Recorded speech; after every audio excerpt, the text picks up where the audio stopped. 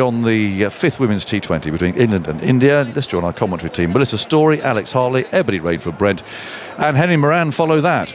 She's got a little slippery bouncer, Melissa. Right. And we know Verma's been a little bit weak against it. I know they've tested her a few times. But I wouldn't mind seeing her kind of just rush her a little bit, maybe Izzy Wong as well early on. Well, certainly. She's not quite got the express pace of a Lauren Filer, but she's a tall figure out there.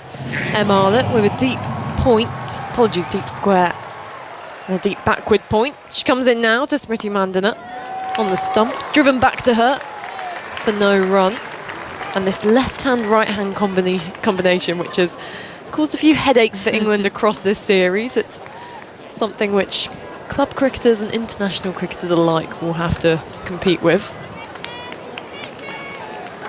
And certainly when you've got a player who's been in such good form as Smriti Mandana and Shafali Verma, England will want some early wickets here as full, pitched up, driven to extra cover nicely, but finds the fielder. Will be another dot ball for Mandana. Got a feeling this is going to be a good surface, actually. Just looked at Smriti Mandana waiting on one there. She didn't hit it too hard, but it went quite quickly to the fielder. So, you know, it was actually quite a flat wicket in the test. Maybe it will come on nicely today. There's M. Arlott at the top of her mark. Welcome to listeners on 5 Sports Extra. Joining us here at Edgbaston. Going over the top is Mandana to a fuller delivery, one bounce 4. Took on that option down the ground, both fielders up. And we know how destructive the Indian openers can be in the power play. They're prepared to be aggressive, Ebony. Well, she started a little bit floaty here, Emma. Look, she's so good when she kind of gets her hands run down the back of the seam. But if you don't bowl it hard enough, it kind of just sits up on the surface. Mandana, she's just so good to watch, isn't she? As Arlott turns. 4 without loss, India. Pulling this time behind square. There is a fielder out there. A lot of work for her to do. Too much work. Danny White-Hodge, sprawling dive from her. And M. Arlott's gone for consecutive boundaries. India 8 without loss. It looked like she actually tried to bowl this one a little bit better, but drifted then this time by following through onto the leg. But just a little bit slow here for her typical bowling. You wanted to see her get through a little bit, get through the crease. Maybe she's warming into it, but you can't afford to. Well, there's been a change of field now as deep points come up into the ring. She's going to hit her through the offside. You can feel it. You can feel that you're moving the field to compensate. Well, she's not only put out a deep mid-wicket, Emma Arlott, but she's looking to come around the wicket now to the left-handed Mandana, cramp her up. She comes in now, floats this one up. It's driven towards mid-off. Won't be a run. And this is something which people have observed about M. Arlott across the last few years, is that you see her in a warm-up and the ball's absolutely flying into the coach's mitt. And sometimes when you do get to a game situation, it feels like she is holding back that little bit. And it's tough as a bowler. You want to bowl as accurately as you can, but not compensate for that pace, as this one's chipped up and taken at point. Lindsay Smith with the catch. It was into the pitch. It still wasn't full pace from Arlott, but it did the job. Smriti Mandana backing away into the leg side. It was like catching practice, and exactly the start England wanted. India 8 for 1 after the first over, and the big wicket of Smriti Mandana gone for 8.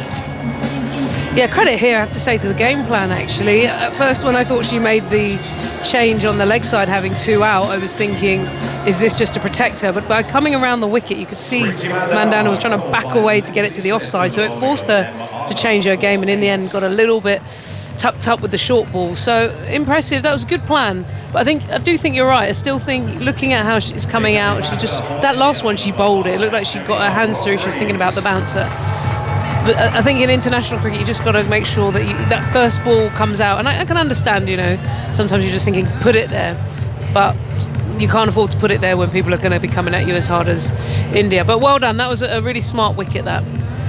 India 8 for 1 after the first over. If you've just joined us in the last few moments, we'll run you through those teams for tonight's 5th and final T20 for England. Danny White-Hodge, Sophia Dunkley at the top of the order. Maya Bouchier, Tammy Beaumont, Amy Jones, Paige Schofield, Sophie Eccleston, M. Arlott, Izzy Wong, Charlie Dean and Lindsay Smith. So for England, 3 changes, with Maya Bouchier Em Arlott and Lindsay Smith coming into the side for Lauren Bell, Lauren Filer and Alice Capsey. 2 changes for India, however, with Amanjot Kaur and Sneh Rana not in tonight's side for India. Izzy Wong runs in from the city end. It's a thick edge, goes to short third and is fielded by Arlott. Verma facing her first ball. And so that Indian lineup, Shafali Verma, Smriti Mandana at the top of the order. Jemima Rodrigues, Harmanpreet Kaur, Harleen Diop, Rika Ghosh, Deepti Sharma, Radha Yadav, Arundhati Reddy, Kranti Gold and Sri Chirani. So Kranti Goud on debut for India. Plays for the UP Warriors in the Women's Premier League. Wong over the wicket. This one's up over mid-on. She certainly wasn't settled whilst playing that shot, but it might have just gone for 6. No, just fallen short. And, well, Shafali Verma, she's not always the most elegant player, but it is certainly effective. One of the highest strikers in the women's game in the power play. Quite remarkable, Ebony, the way she held her shot. It's just a punch there, wasn't it? It wasn't the best footwork, but the thing is she's decisive. She makes her mind up. And so because she's thinking about it, she knows exactly where. Well, look, that field is still up. Mid-on, mid-off are available. 2 back on the leg side as Wong fires that one down the leg side. Well taken by Amy Jones with the gloves. Run to the total. 13 for 1 India. I'm just trying to think, maybe, I can't think of Izzy Wong getting hit back over her head in that sort of fashion in domestic cricket. It's such a different game, isn't it, when you step up and you've got people who can play shots like that for fun. So the game is on right now. Certainly, with the field she's got set, she'd be looking to almost bang it in towards the hip of Verma, although bowls another full one. She clips it off the pads nicely, and Maya Bouchier, so quick on the boundary, back into the side today. Throws the ball back into the non-strikers end there. Shafali Verma, wow, it's certainly showing a lot of character out there in the middle today. She turned entirely blind, then went about 2 metres outside the crease with her back entirely turned to the ball. And then at the last minute, in an act of frustration, just went, fine, I guess I'll put my bat back in then. But she looked frustrated with Jemima Rodrigues, but the ball was coming back very quickly, so I don't know, she needs to chill out. And Rodrigues, one of the fastest runners between the wicket in the women's game. If she doesn't think she can make it back, I'm going to trust her there. As Wong, back of a length, Rodrigues batting outside the crease, defends that one into the covers for no run. 14 for 1 India, 2 balls left in the second over.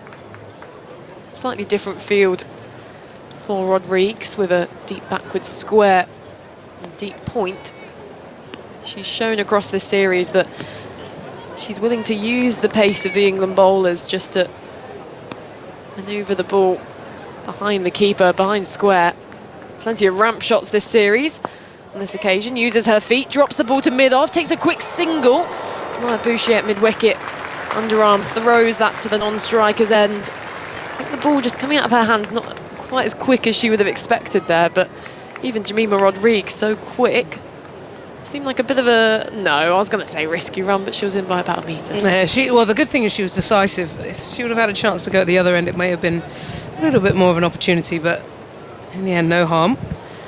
7 off this over so far. 1 ball remaining as Wong bowls outside the off stump, hit in the air and just bisects cover, an extra cover, goes away for 4 runs in front of the Holly stand. Shafali Verma was going to throw her hands at that one, giving that bit of extra width. 2 overs gone. India 19 for 1 with Verma 9 off 4 and Rodrigues on 1. I'd love to get in the mind of Verma. I mean, I think there's only 1 or 2 words, see ball, hit ball, but it's fun. It's good to watch because she doesn't mind taking chances. Here, she's absolutely risked it. She's gone to the leg side. She's not necessarily taken the simpler options available. But what she does do is commit to the shot, and I like it because of that. She just gets away with it through the gap. So frustration for Wong, but fun to watch. We've been sent a tweet here from Hypercourse, who often sends us very helpful and interesting stats, who said, this is Smriti Mandana, that was Smriti Mandana's first single-figure dismissal in a T20 international since playing against Australia during the group stage of last year's T20 World Cup. She's been in form, eh? And it might just give England something to work with. it was good to see that they foxed her out there, actually. Like, they got her out with that wicket, with the way they changed the game plan coming around the wicket. Oh, early to spin. Lindsay Smith, left arm spin. Will be bowling to Jemima Rodrigues with deep square, deep mid-wicket. Down the leg side, and tentatively playing it, that one was Rodrigues. Got a bit of pad on that one, as there's no signal from the umpire. Smith, who had a fantastic series against the West Indies earlier this summer, hasn't quite found the same success against India, but certainly a very skillful bowler, particularly in the power play, defended back towards her in her follow-through. Rodrigues, she'll show that respect early on in her innings, and certainly one of those players where you look away for a few seconds and she's 15 not out, and then go pop for a cup of tea and she'll be 60 or not out off 30 balls. As Lindsay Smith bowls her, leaving the stumps exposed, straight into middle. England get their second, and it's the dream start for England, who won the toss. They elected to bowl. Rodrigues there, Ebony. I mean, missing her, almost playing all around that one. I think she was actually expecting a bit of turn. I think she was expecting it to just grip a little bit, but it just kicked on and actually kind of scooted a little bit more into that middle stump. So in the end, she was trying to expose that offside. Just would have needed to place fractionally straighter. Exposed herself big time. Well, the position she ended up in, Jemima Rodrigues, is she's dismissed for 1 off 5 balls. It was almost like what you do in the Pilates class, where you do the side lunge and then reach over and see how far you can stretch, or maybe yoga a bit more. Maybe hot yoga. It wasn't yoga. Hot yoga. Do not do hot yoga. I'm usually quite warm when doing any kind of exercise. I'm not really sure I want anyone else to add to the temperature. They crank it up, but anyway, that is definitely a hot yoga kind of lunge. I mean, just out of intrigue, is it almost like combining a sauna? Yeah, basically, that's it. That sounds awful, but you get movement that you don't. When you get to my age, you need all the help you can get. So that heat just gets the body moving. So the Indian captain Harmanpreet Kaur comes in at 4 with her team needing an innings from her. Certainly been their poorest start of this series so far. Smith full, and Harmanpreet drives down the ground for a single. Score moves to 20 for 2. 2 balls left in this third over. Good chance to make inroads here. One more. Usually in the power play, if you can pick up 3, you really increase your chances. So there's plenty of time, another few overs left, and they keep the pressure on. Smith creeps past the umpire now. Flatter ball, which Verma pushes towards Arlett at mid-off. Might find a run there as she used her feet again. Certainly going to be interesting with long on back if she's prepared to take on the fielder. We've seen her do it before. Smith in, floats this one up. She does go down the ground, clubbing it towards Bouchier at long on. A few bounces towards her. Ball returned to Lindsay Smith, and that's the end of the third over. India 21 for 2. And we'll get to see really an opportunity for, I guess, the Indian middle order of Harmanpreet Kaur to contribute here to India setting a total. It feels like with Harmanpreet Kaur, she's kind of that big score every now and then. You think, I was thinking back to a game she played in Australia in the World Cup. It was at Derby maybe, and it was like a massive total. And you can think of these moments where she steps out, but those consistent deliveries like you'll see from Smriti Mandana, she doesn't quite offer, so it's a chance for her now just to rebuild. Scores of 123 and 26 in the series so far, so made a few starts. England bringing all the change in this power play. Eccleston now from the City end, and Verma goes over mid-off, runs away for 4 runs. And even though India have lost a few wickets here, it's not going to slow her down. She moves to 14 off 7 balls. 25 for 2 India. See ball, hit ball. Just giving herself a little bit of room. I like that she doesn't go too far, actually. When you can get yourself in danger is when you really open it up. But she just allowed herself to set that base and then flat bats it. As Eccleston with a reply now goes over cover. 3 fielders in pursuit, won't stop the ball. Consecutive fours for Shafali Verma, and Eccleston with a ring offside field. She's just got her line a little bit wrong these first 2 balls. Admittedly, that first one really felt like Verma opened up that offside, but on that occasion a lot wider. Yeah, look, they're going to have a think here, because she's going to keep coming. In some ways, though, I might be hoping she runs past one or just miscues. Eccleston in, Verma just calmly works that one down towards long on. Takes her 2 boundaries, takes the single, and goes, I'll watch the rest of this over from this end if you fancy. 30 for 2 India. Myself and Daniel Norcross during the test invented Brain Mic. So we were saying, obviously, Yes. what we'd like to see in new technology, to be able to hear what the players think. But within ethical limitations. Within ethical limitations, of course. Cricket specific. Would this just be whilst... Well, you can help us develop it, so... Yeah, I'll cover the legal side of things. Yeah, you've got that covered. I'm going to say now, I'm not sure it's going to be legalised, but we'll give it a go. Sounds very Black Mirror. Yeah, very Black Mirror vibes. A kind of dystopian TV show for those who don't know, as this time Harmanpreet drops the ball into the offside, was looking for the single. Shafali Verma at the non-striker's end did not move an inch there, as Lindsay Smith shot in from the covers.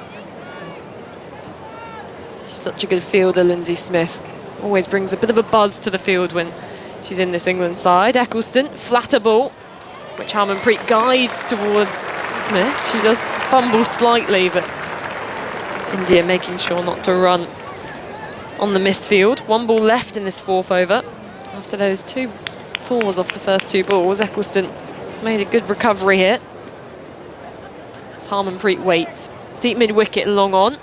Pulling out towards that fielder at deep mid-wicket. And timed so nicely by the Indian captain that she'll just get a single. So 31 for 2 the score. 4 overs gone, 2 left in the power play. India going along at just under 8 runs and over. So I'm thinking, do we just want to kind of brain read batters, or is this bowlers I just want to hear well? everything. Yeah, what ball they're going to bowl, then what the bat. Because imagine you can hear. Obviously, you don't want them to hear on the field, but hear your own brain. But if you could hear what the bowler's thinking, so the bowler's like, right, I'm going to bowl a bounce of this ball, and the batter's got it completely wrong and they're misreading it, and it can then just add another layer. So it's almost like player mic, but where the players don't have free will. Pretty much, yeah. And obviously, we can delete all the dodgy thoughts. I'm sure there'll be technology for that. We're going to need a big team round the back. the deleting dodgy thoughts truck. I don't know what goes in your truck. Opens up a few job opportunities, I'm sure. Em Arlett back into the attack for her 2nd over. Runs away from us, and this one's chopped into the ground by Harmanpreet, allowing India through for a quick single. And, well, Tammy Beaumont there, the England captain, charging in, looking to underarm flick the ball. I think has almost just flicked the ball back into herself and kind of slid to a halt in one of those used pitches to the left of this one. It's got a slightly green tinge, the pitch which these 2 teams are playing on this evening. Seems like it's got good carry so far, though. Very central here. Good sized boundaries to either side. As Arlett, back of the hands, slower ball, waits for it, slaps it into the hands of extra cover. On the bounce to the fielder, Charlie Dean. Won't get it past. So it's another dot ball.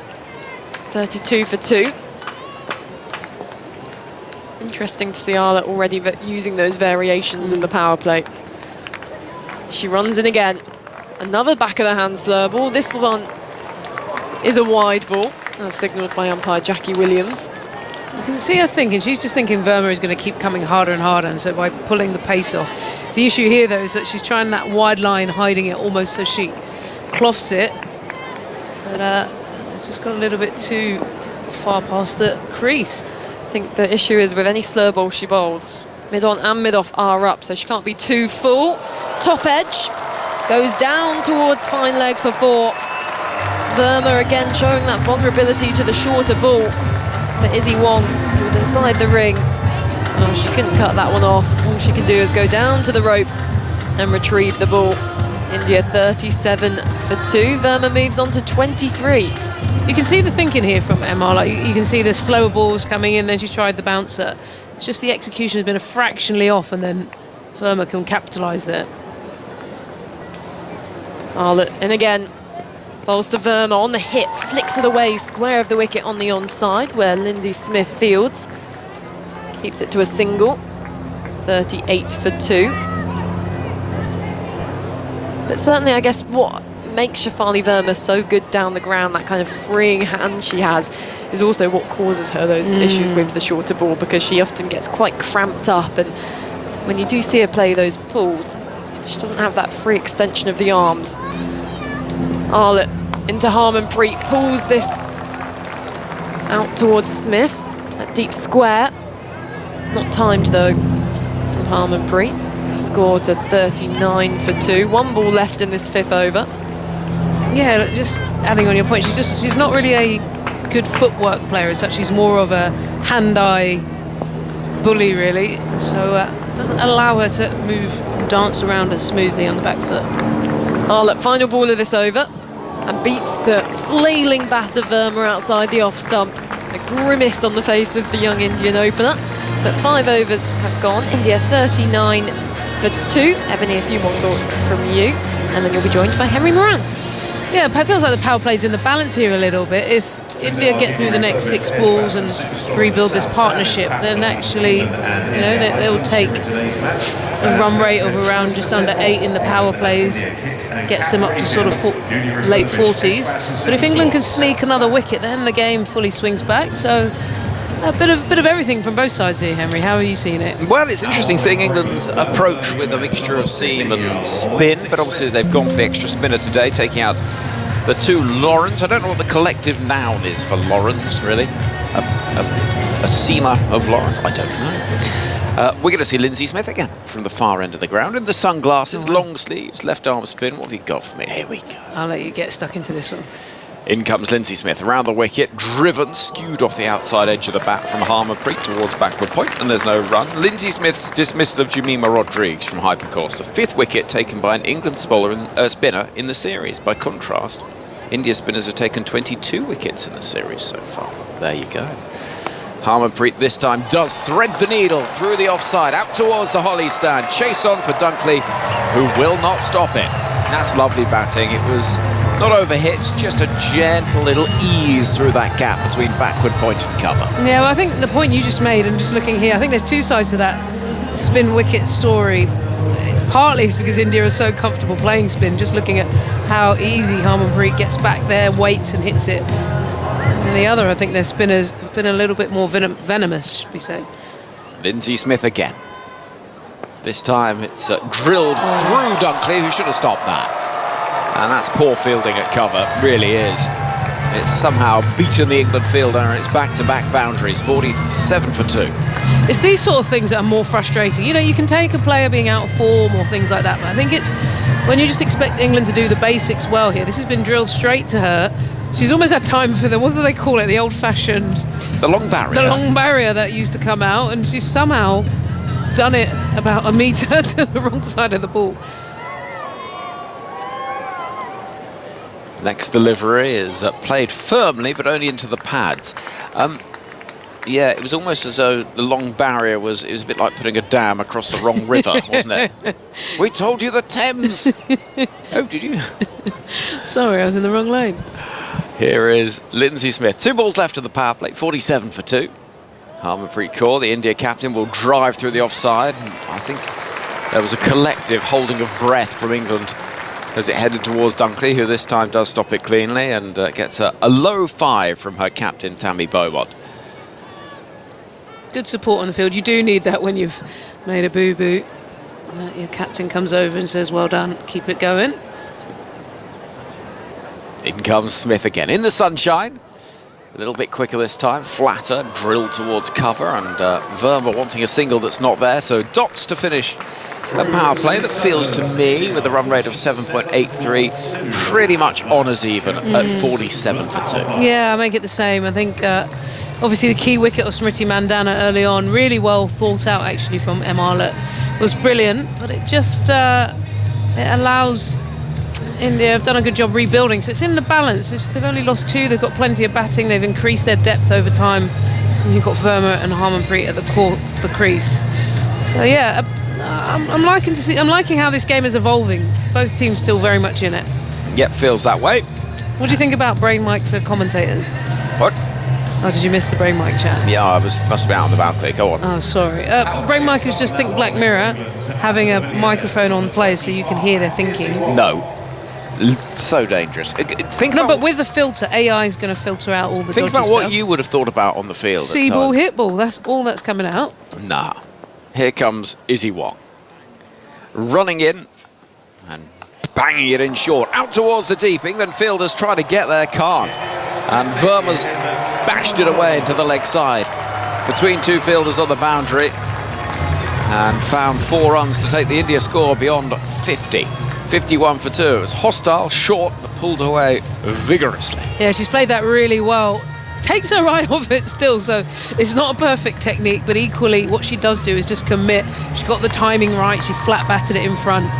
I wouldn't mind Izzy Wong going again, to be fair. That closed eye wasn't ideal. No, she didn't look in control of the shot, did she? Wong once more. Sprinting in, right arm over, Fuller this time onto the pads, helped down towards fine leg, and that'll see the score move on by 1. I think probably a leg bye will be signalled by umpire Williams. No. It is given as a run, so Verma moves to 29. I just think about, what about those fielders that are in the deep, grazing at fine leg, and you might be thinking, oh yeah, I wandered off a lot there, actually. Yeah, I bet you did, because you do. You've got a lot of time between deliveries, and particularly nowadays with over rates. You know, you sort of think about this and that. Here comes Wong. That's pulled away by Harmanpreet Kaur. Looks in the mood this evening. But doesn't time it out towards Lindsay Smith at square leg. 1 taken, 53 for 2. What about commentators? That's all right. Well, I suppose we hear what they think, or we think. Well, you say that. I'm sure that you and I will think things as we're commentating that we don't say on air.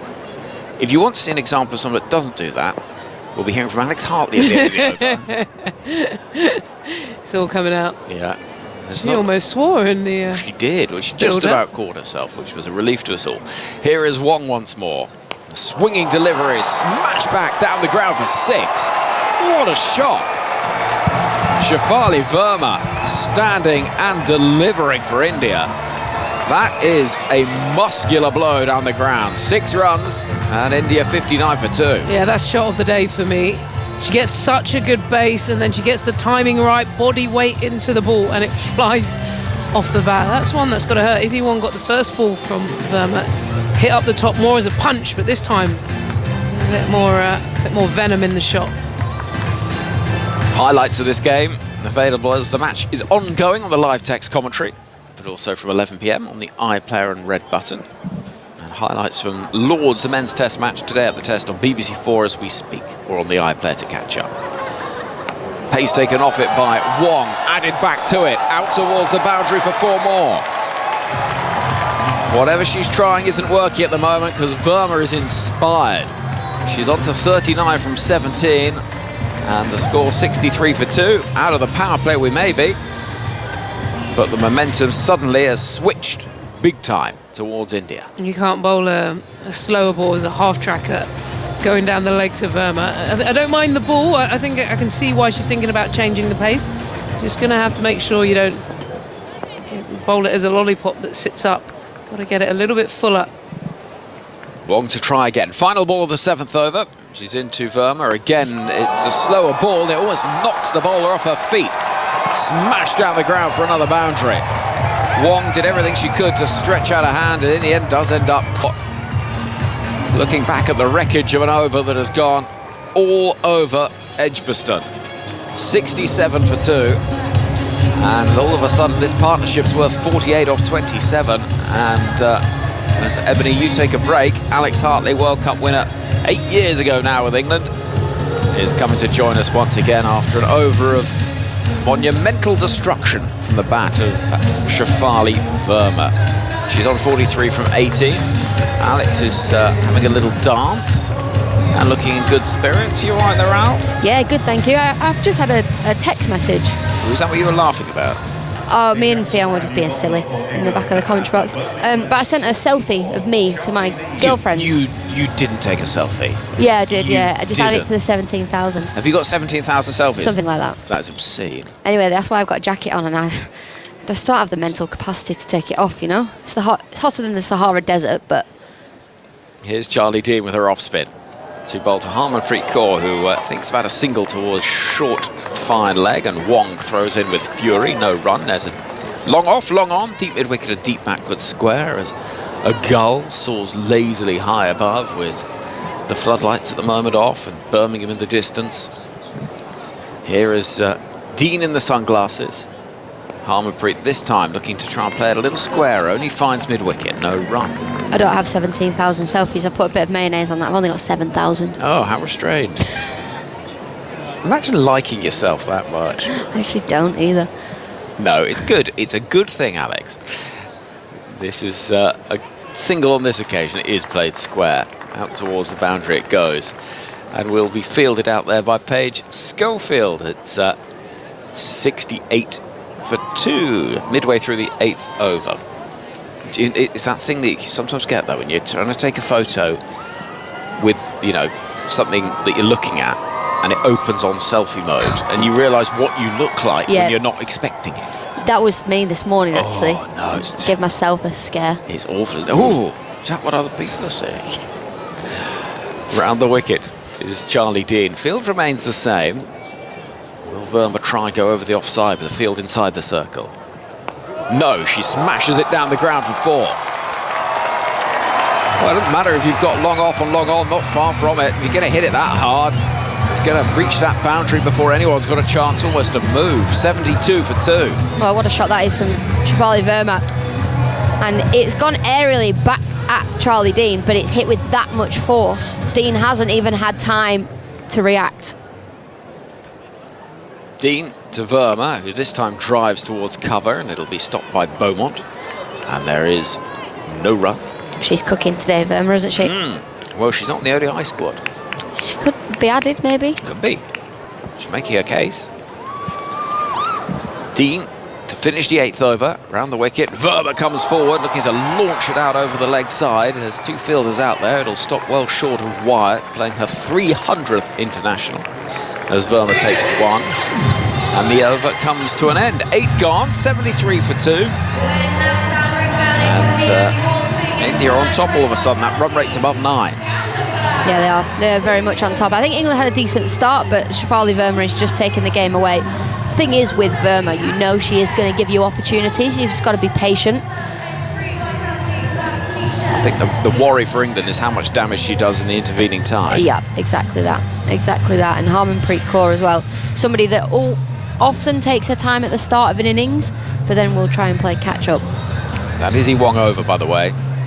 Went 4-1-1, 6-4-4, 20 from it. Sophie Eccleston went for a 10 from her first over. Now, here's a peculiar thing. I didn't see Sophie Eccleston bowl a ball in the warm-up. Not a single one.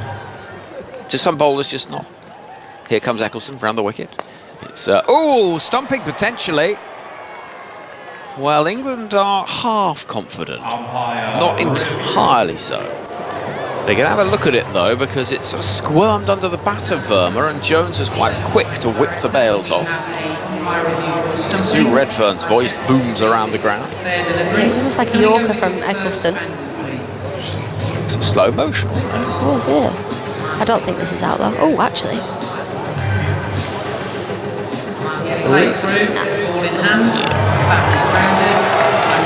Safely home is Shafali Verma. Yeah, to some bowlers just trust their rhythm and know that they're going to be okay. I don't know, to be honest. I mean, I always bowled before a game, and I always wanted to get out there and bowl before a game. I mean, everyone's different, I suppose. Yeah. Here comes Eccleston round the wicket.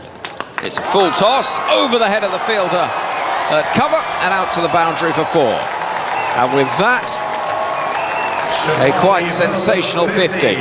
22 deliveries, 23 deliveries, And India 77 for 2. It was crashed over cover. Yeah, gets a hug from her captain, and rightly so, raises her bat. I'm going to say towards us, because she was raising it towards us, and the Indian fans this side of the ground. A brilliant knock, and not a great ball from Sophie Eccleston, who has had a peculiar series, actually. The first game back, she was really expensive. Then I think she's bowled brilliantly in the middle games. She's not taken as many wickets as she probably would have liked, but I think her economy's been excellent, and just been a little bit looser today. Yeah, it's quite the counter-attack from Verma outside these power play overs. India 77 for 2, looking for a 4-1 series win. Oh, that's a good ball, and it almost accounted for the young opener, because it was speared in wide. And had Jones taken it cleanly, Verma was out of her grounds. Very clever bowling from Sophie Eccleston. Yeah, we've seen her do that a few times. She just points to Amy Jones and just lets her know what she's doing, what she's thinking. Good bit of bowling from Eccleston. Bit of a change of angle here as well. Over the wicket. It's another low full toss, which is tapped out towards the fielder on the boundary at square leg. Lindsay Smith in front of the Holly stand, looking towards the sunshine. And 1 run is taken, 78 for 2. You're looking mischievous, Alex. Am I? You are. I can always tell. You've got a restlessness and a twinkle in the eye. I think that's just a glaze. Do you think? In comes Eccleston. Harmanpreet plays the ball airily to the right of the England bowler, up towards the recooled Maya Bouchier, long on. And 1 run is taken. 79 for 2. 1 ball left of the 9th over. You've been at Wimbledon. Yes, I went yesterday. Brilliant. Brilliant day. What a place. This is dropped short, helped on its way into the leg side. Fielder running around, won't take the catch. It'll be met on the bounce by Lindsay Smith. And as the score moves to 80 for 2 after 9 overs, that one going for 7. India in a good position. Verma's on 54, Harmanpreet is on 15. Yeah, they're in a great position, aren't they? I feel like the extra bounce did the batters early on. A little bit of extra bounce, especially from MR. Not much pace on the ball, bit of extra bounce, I'll say it again. Bounce. Can't think of any other adjective. No, you're right, though. A bit of extra bounce on the hybrid pitch, wasn't it?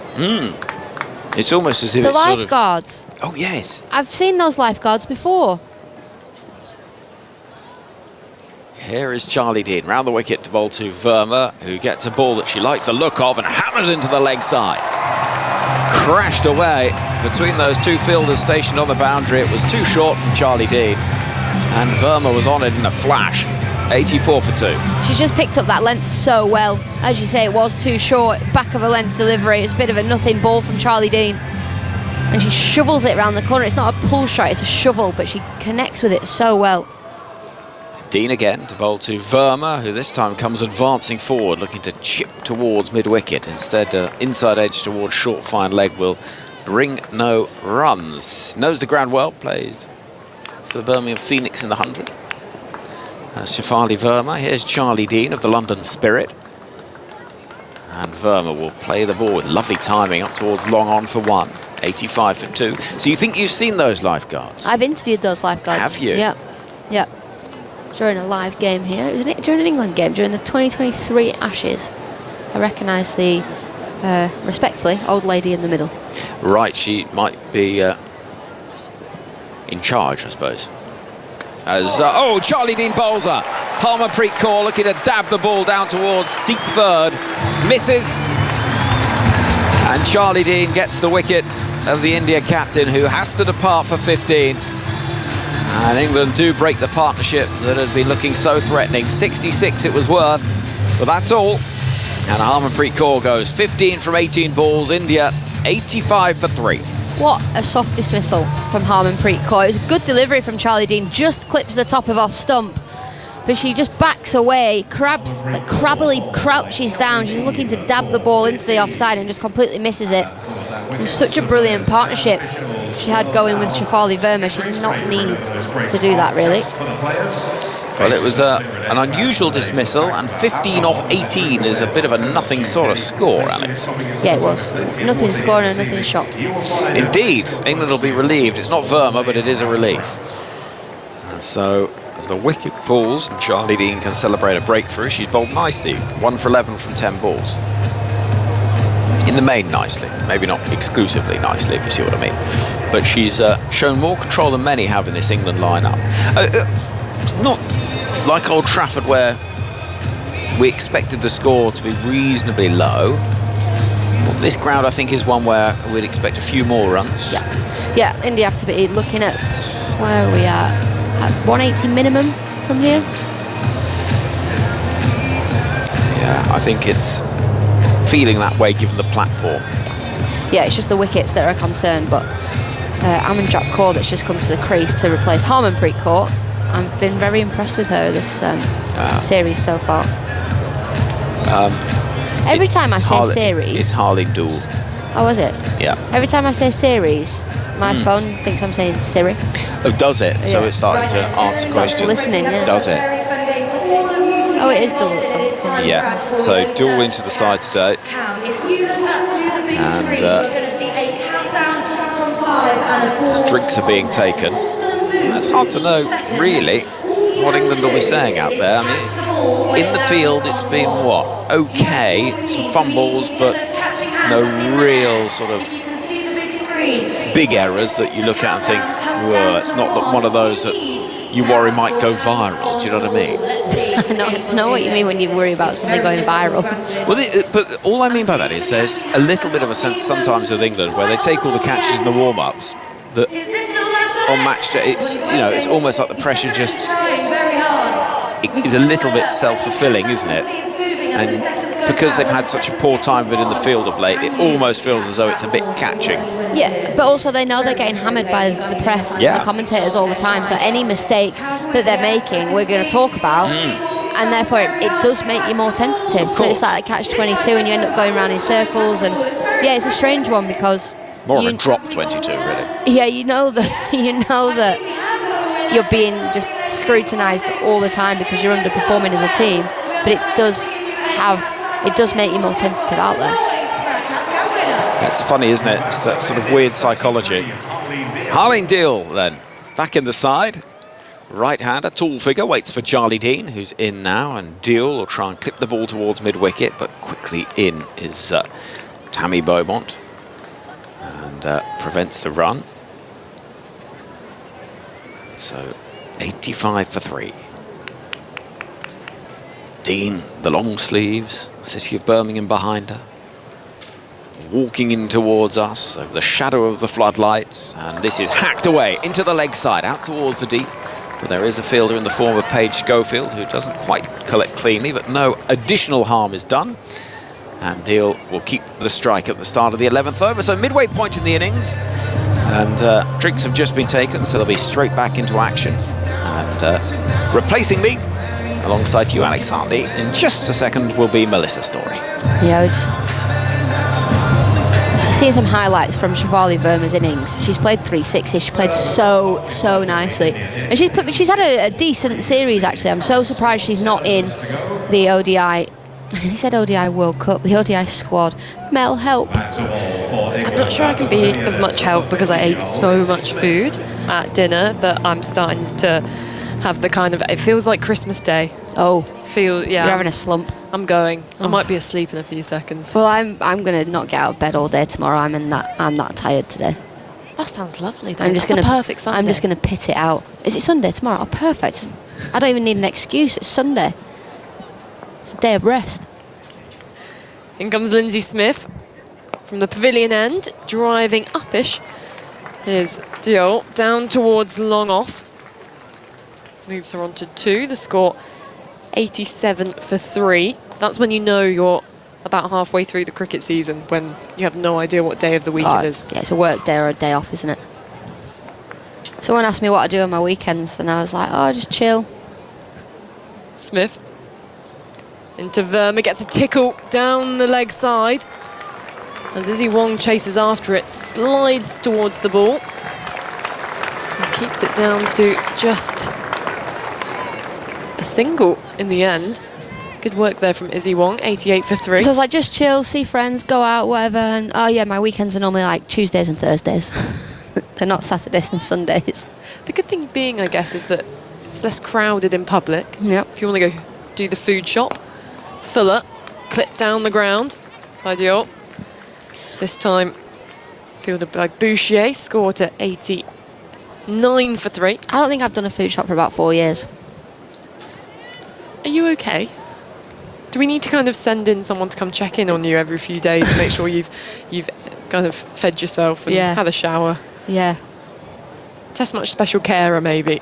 Uses her feet, goes aerial over extra cover and away for 4.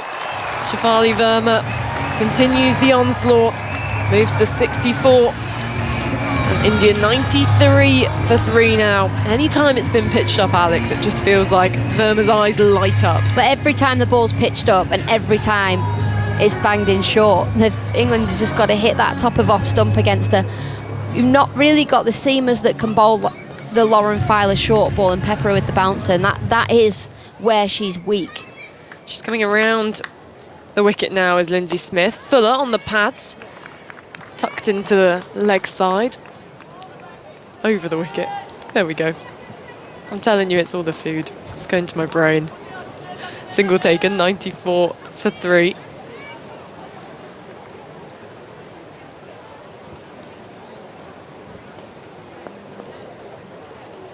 As in comes Smith. Full in the block hole. Driven back towards her. And it will be a dot ball. So 11 overs gone. 94 for 3. But certainly, I mean, interesting in terms of England's selection. They've changed it up. What are you laughing for? Because we just forgot to speak then. No, see, I think you maybe got it wrong about that being around the wicket. No, she bowls left arm around. She's Lindsay Smith, and she went over. I think for that moment I was trying to communicate with, this is when we need Ebony's mind reader, so that those 2 seconds of silence You where I said was trying to read your mind. she's changed sides. She's coming around. I was like, no, she started around. She's going over. Yeah. If she was right-handed, it would have been round. Yeah. It was a very, very mind-blank moment from me there. But as I was saying, I mean, England changing up their selection today with 3 changes with Lauren Bell, Lauren Filer in the bowling department, and Alice Capsey, who's bowled a few overs in this series as well. Obviously, a lot of talk about that World Cup in India and Sri Lanka in October, and just kind of an interesting thought, which me and Ebony were chatting about before, is that, of course, you've got the likes of a Danny Gibson and a Freya Kemp, who are injured, not playing in international colours this summer, as Em Arlett for her 3rd over from the City end, starts with a slower ball, cut towards cover for no run. Where do you have, those players introduced back into the squad if they've not seen them this summer, based maybe on domestic performances towards the end of the year, just because they're that all-round bowling option? Yeah, if you're not going to have Nat Siver Brunt as a bowling all-rounder. As Arlett into Verma. Full. She flicks it off the pads wristily, down towards deep backwards square. Fielded by Dean. And a brilliant one-handed catch from Amy Jones there, who had to make quite some ground to retrieve that one behind the stumps. Scored to 95 for 3. Does feel like it's certainly going to be competitive to get into that squad, even though, as we discussed at the start of the programme, there's not necessarily a huge amount of players who are putting their hand up and saying, I'm definitely going to be on that plane. Shorter ball from Arlett, and comfortably plays that as Diol out towards deep square. Wasn't really watching where the ball went, just dipped her head away from that one. Picks up a single, moves to 4, 96 for 3. Charlotte Edwards in the England dugout with a very focused expression on her face. Yeah, she's a watcher, isn't she? Some coaches like Brendan McCullum, feet up, not really watching, probably got his eyes closed behind his sunnies. Slow ball. It's been dragged down towards long on and evades Maya Bouchier. The 100 up for India. And Shafali Verma moves to 70 now. We've already had 1 century from an Indian opener. Oh, you've put the mockers on her. You horrible, horrible woman. I just don't believe in these kind of girls. I was about to say how she's the probably definition of a batting with confidence. That discussion we've had with the series with England, that batting is probably 70% your mental side of things. It feels like she's not being held back by that fear. And you know what? If she gets out now, I'll take it. Here we go then. That's a wicket for me. She's going to get caught at cow corner. Arlott into Verma, down the leg side, beats Amy Jones. Izzy Wong chasing after it, and the ball wins, despite a very impressive tumbling dive, albeit a little too late. India 104 for 3, or just waiting confirmation from the umpire. It's 5 wides. There we go, 105 for 3. Seeing if she was getting a little bit of batter maybe. Yeah, just a little tickle. I don't know what I was going to say. Emma Arlott then, under a bit of pressure after those 5 wides. You can see Tammy Beaumont running back into her position at cover, just anxiously looking around the field. We were talking about Charlotte Edwards looking like a bit of a watcher. When she was a coach. yeah. And she's like elbows on knees, watching, like she's proper into it. Arlott into Verma, swats that one away out towards cow corner. 2 fielders converge, and White Hodge gets round. 2 runs taken by India.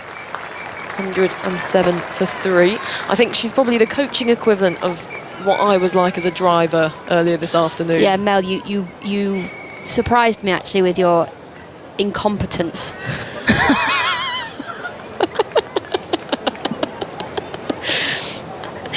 Okay, we were posed with a few problems. There's a back of the hand slur ball, just dips on Verma there. It's driven out towards deep extra for a single. And that's the end of the 12th over, 108 for 3. Sorry, we were hit with one problem. Getting out the car park wasn't a problem, you just couldn't do it. I didn't realise that when leaving a car park you can pay for your ticket on the machine. But the flap was hilarious. I was sat in the back and I'm I'm quite tired today. And you were flapping about paying for the car park. I was like, Mel, just tap your card. Mel, just drive. It didn't help that my card got rejected twice, and then as soon as we got out of the car park we hit a protest. We didn't actually hit anyone in the protest, I can confirm, but unfortunately we got stuck in the middle of a junction as a protest went past and then us, you were panicking because I didn't want to hit any humans.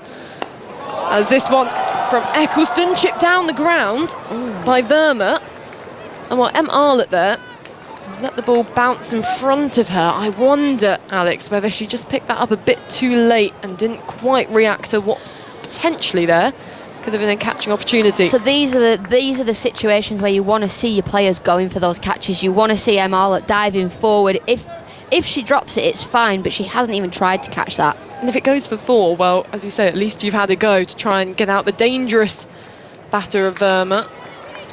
It was a single in the end. In this occasion, Diol just drives to extra cover for no run. 109 for 3. Thank you for driving me here, though. That's absolutely okay. I won't be offering again. Really appreciate it. You were fine when we went Taunton to Bristol. I was in my kind of home ground there. There's a shout for leg before, and Diol goes. The slow finger of death from umpire Jackie Williams. Eccleston. Well, she's celebrating with England as India do send this one upstairs. I think Shefali Verma there maybe speaking to Harleen Diol and going, why did you send that upstairs? She doesn't seem too happy with her. She's just let out a big sigh. And Diol shaking her head a lot.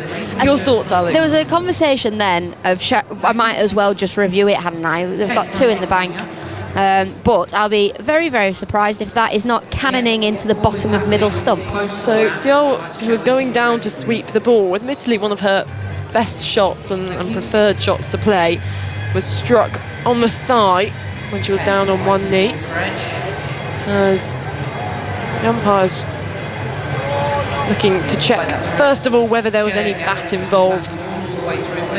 Typically, you can tell from the batter's reaction when they don't immediately review it that there wasn't any bat involved. I mean, she's walking off and rightly so, it's so out. I mean, there's been a few decisions where you can go, okay, this one's really caught my attention. It could be 50-50. I'm going to say here as we get ball tracker, this one is hitting the middle of middle. Yep. Good review. Great review. I think that was a review out of, I'm a batter. I would love to know if when you make a review that poor, I'm sure there's not a fine system internationally, but that would be a fine, surely. Yeah, well, we, during the PSL, you get 2 reviews the same, but our team actually only got 1 review because one of them was for Rizwan. So, you know, you just have 1 review for the day because you know that he's opening the bat and he's having 1.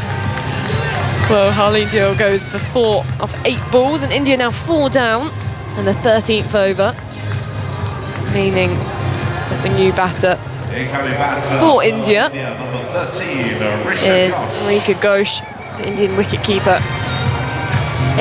They just replace one power hitter with another, don't they? I mean, Shafali Verma is pretty much carrying this batting lineup today. One thing with this partnership with Ghosh and Shafali Verma in the middle, I'm not sure we're going to see too many quick singles because of the Indian team. These two do not particularly enjoy running between the wickets. They like hitting boundaries. Yeah, well, do you know what? I'm going to, if there's a 3 while these two are batting, I'll buy you a T-shirt. Is there something wrong with the one I'm wearing now? I don't like that T-shirt. I actually bought this today. It's nice. Thank you. Sophie Eccleston into Ghosh, who drives back into her left hand. The ball pops out, trickles towards extra cover, allowing Ghosh to get off the mark. 110 for 4. I won't buy you a T-shirt. I'll pay for your next parking ticket. I thought you were going to send me on an advanced driving course. You can do your motorway awareness. Just a bit of a refresher. Around the wicket, wide of the crease is Eccleston. Squeezed out towards point by Verma, who won't find a run. Eccleston with a ring field hit on the offside. Actually lucky to get away with that one. Deep square, mid-wicket. Long on, long off. 4 on the boundary. This time back of a length, pulled away. Picks out the fielder. In front of the Holly stand Sophia Dunkley there. Will just be a single. And after 13, the score 111 for 4. Verma on 75 off 40 balls and Richa Ghosh on 1. It's a good song to play on a day as warm as this, where we can kind of see plenty of the crowd probably feeling quite lucky that their allotted seats were in the shade, but those in the Holly stand using their 4 and 6 cards to fan themselves. It's funny, isn't it? When the sun comes out in England, we obviously all panic. Well, our country is not built for heat because we don't have AC units anywhere, and our homes are built to retain heat. Yeah, I learnt that yesterday. One of my friends were just casually having a conversation. I didn't know that. I just thought that's what the heating was for. There's a big swing from Verma and a superb catch by Maya Bouchier at Cow Corner. Gets a hug from Danny Wyatt-Hodge, and that's Shafali Verma gone. It really took a moment of magic there, and you can just see how much it means. Maya Bouchier back into the side today. She is remarkable on the boundary, but leaping to her right means that India 5 down now. Alex, that really was exactly what we were speaking about, of when you're on the boundary, when there's a wicket opportunity, throw yourself at it. Just throw yourself at it, you never know. I mean, it's not the best catch we've ever seen in women's cricket, but it's a good catch from Maya Bouchier. She tumbles to her right-hand side, she throws herself at it, and she grabs it. And we've seen her drop so many catches, simple catches as well, but she's committed to that and taken it. And that's what we want to see from this England team. Moments like that in a game, especially a T20 game, change the game completely. Those little 1%ers, Shafali Verma, 75 off 41 balls. Now India are 5 down. England have got a real opportunity of just slowing things down here and stopping India getting that 180. Well, certainly, because with that set batter gone, exposing India's lower order and tail, who haven't really batted very much across this series owing to the success of the top order. Deepti Sharma then, left-hander, faces up to Dean. And there's a shout for leg before from Amy Jones. And I think Tammy Beaumont there, but not much enthusiasm from the bowler. Has Deepti batted yet this? I think she batted at Trent Bridge. Good, Scored remember 7. it well. Charlie Dean down the leg side, well taken by Jones. You can tell what she's trying to do here, Dean, with 4 out on the leg side, looking to cramp her up early. If Charlie Dean doesn't pretend to mankad Deepti Sharma, cricket's dead. Very bold claim there from Alex Hartley. And looking to sweep, down on one knee was Dean as the ball goes off the pad of Deepti Sharma. Emma Arlett from short third goes down to fine leg. Returns the ball to Amy Jones, single to the total score 113 for 5. I think in every single game, save for maybe Old Trafford, because I wasn't watching every single ball of that game. I was in a hotel with very dodgy Wi-Fi. There has been a mock or a legitimate run out of the non-striker's end from either England or India. For India, both Deepti Sharma and Shriti Rani have tried on multiple occasions or given a warning, and Charlie Dean did give a mock warning. Or maybe it wasn't a mock warning. As this time Dean into Ghosh, drops it into the onside. They run the first one hard, but won't get a second as Wyatt Hodge quick in from the boundary. Keeps it down to a single, 114 for 5. So I think in the name of consistency, we should have another one now. And what a perfect opportunity. But it's got to be when Deepti's at the non-striker's end, hasn't it? It's got to be when Dino's bowling. They should set it up, because cricket, it's all about theatre. Please. It's for my entertainment, not your success. Professional sport serves the purpose of entertaining Alex Hartley. Back of a length, thick edge. Well fielded by Emma Arlett at short third. Another dot ball. You sound like the ECB saying cricket's for entertainment.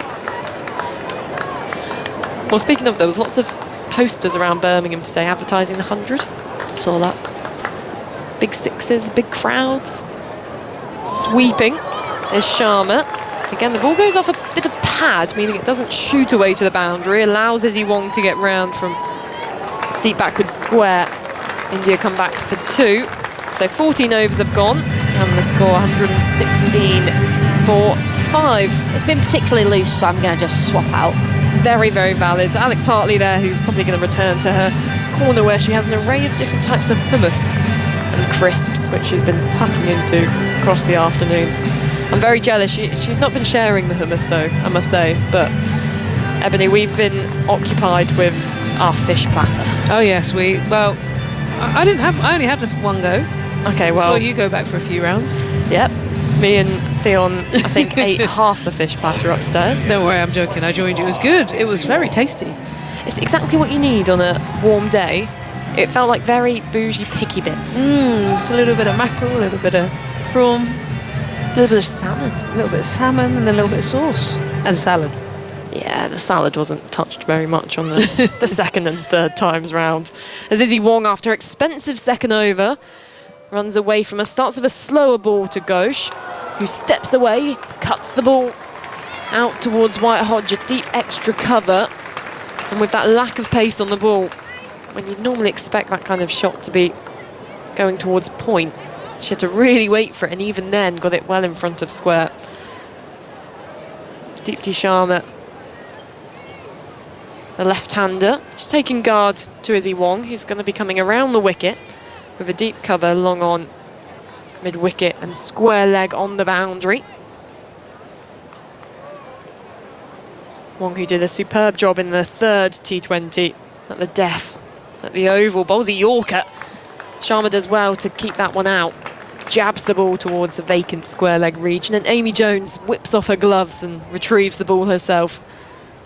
I think one thing that India have done really well is increase their depth in their batting. You know, you start looking down now and you see Deepti Sharma coming in now. You've got Radha Yadav, Usha Ghosh. There's firepower in the tank that never used to really be there. They've really worked on that. As Wong back to over the wicket. This time a low full toss, driven towards mid-off, and typically low full tosses can often be the hardest delivery to get away, particularly when Wong there, that last delivery, 68 miles per hour. 118 for 5. What are you thinking, 150 minimum? maybe a bit more if they have a partnership. If these two can stay in, I'd feel like around maybe 160 could be possible. But as you say, quite a lot rests on this partnership. There's one with the back of the hand slur ball. It's been chipped up, running backwards, a leap from the fielder at mid-off. Can't quite get there. Paige Schofield goes away for 4 runs. The risky option from Ghosh. In the end, effective, 122 for 5. She snookered it, didn't she? It wasn't quite, definitely wasn't out the middle. But at least there was a bit of intent on the slower ball, waited just long enough. Well, it's certainly interesting if we consider that 2017 World Cup final and when India were batting. As Wong with another low full toss, driven out towards the sweeper on the offside, through extra cover, single, 123 for 5. Of course, it was fantastic bowling from Anya Shrubsole, but to be in that position where India should have been lifting the trophy, to actually their tail just falling away and crumbling, and that was with, you know, that drop catch from Jenny Gunn as well, where everyone's heart was in their mouth, and the drama of that catch. India certainly strengthening their tail since then. Shorter ball, pulled away without much timing from Sharma towards deep mid-wicket. Will just be the one. And that's the end of the over. So Izzy Wong, 3 overs, figures of none for 39 so far. So it has been a bit more expensive, but I guess was the most express bowler in England's lineup today, Ebony. You've got to almost have that as a bit of a risk when your job is to go in there, bowl as quick as possible, but actually bowl some good variations. At this point in the game, 5 overs left, India 124 for 5. Your thoughts on these final 5, Ebony, and you'll be joined by Henry. Thanks. Yeah, look, I've been impressed with the range of skills that have come out. Not always perfectly executed by Wong, but I like the thinking, the slower balls, occasional bouncer, occasional quicker one. Quite modern style bowling. How are you doing, Henry? I'm good. Here comes Charlie Dean, who's bowled very nicely today. Final over for her. She's taken 2 for 17. This has been smashed back over the bowler's head, though, without perfect timing. So it may not yet bring 4. And in fact, Maya Boucher has done brilliantly out in the deep. And I was impressed to see her take that catch, particularly as she was one of those that in that World Cup game that knocked England out against West Indies, she looked lost on the boundary as the catches were falling. And one of those that has had to work hard to get back in the England side, got her opportunity, and make it count in the field. 126 for 5. Oh, there's an appeal for LBW given. Looked good, Dipti Sharma has to go. It's another wicket for Charlie Dean, who's been exceptional this evening. She really has.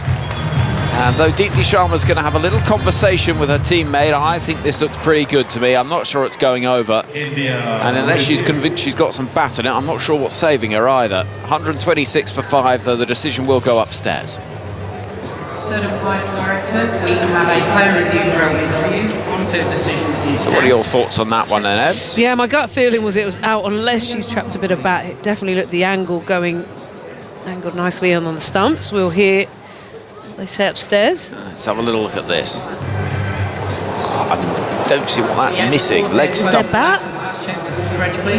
Any bat? I don't think so. Not sure there is. No. I think she's gone. Well, she's hanging around because she thinks that there might be a chance it's just slipping down the leg side. I think that is optimistic from Dipti Sharma myself. But we will have a little look. Ball tracking will tell all. Ultra Edge is saying that there was no bat involved. It's definitely back pad here, so chances are low. Here we go.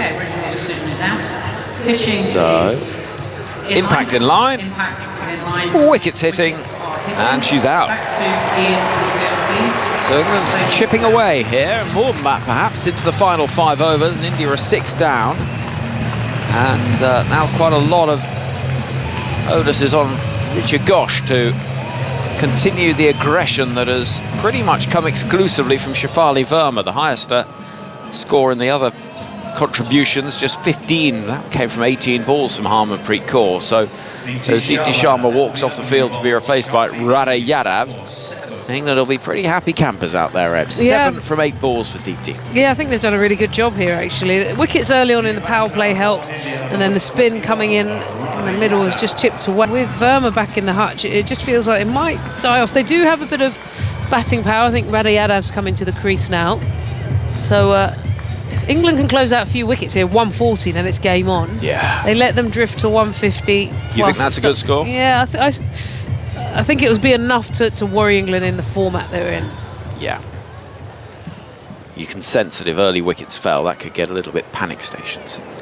Right, here comes Charlie Dean round the wicket to the right-handed Radayadav, who is deep in the crease, working the ball into the onside for 1, out towards deep mid-wicket, where Danny Wyatt-Hodge, playing for England for the 300th time, picks up with the score at 127 for 6. Were you playing when she made her debut? Who, Danny? Yeah, me and Danny played. We were in Tea Club. Me, her and Tammy. Had a couple of tours together. Tea Club? Yeah, we made our little... And do you remember Danny Hazel as well, the I other do, spinner? yeah. We had a little pre- and post-game tea. Forward comes Risha Ghosh. It's in the air, out towards wide, long off. Oh, I think she could have gone for that, Sophie Eccleston. Why has she not charged in at that and tried to take the catch? I'm not sure what happened there. Unless you can blame the sun, which I'm trying to look where it...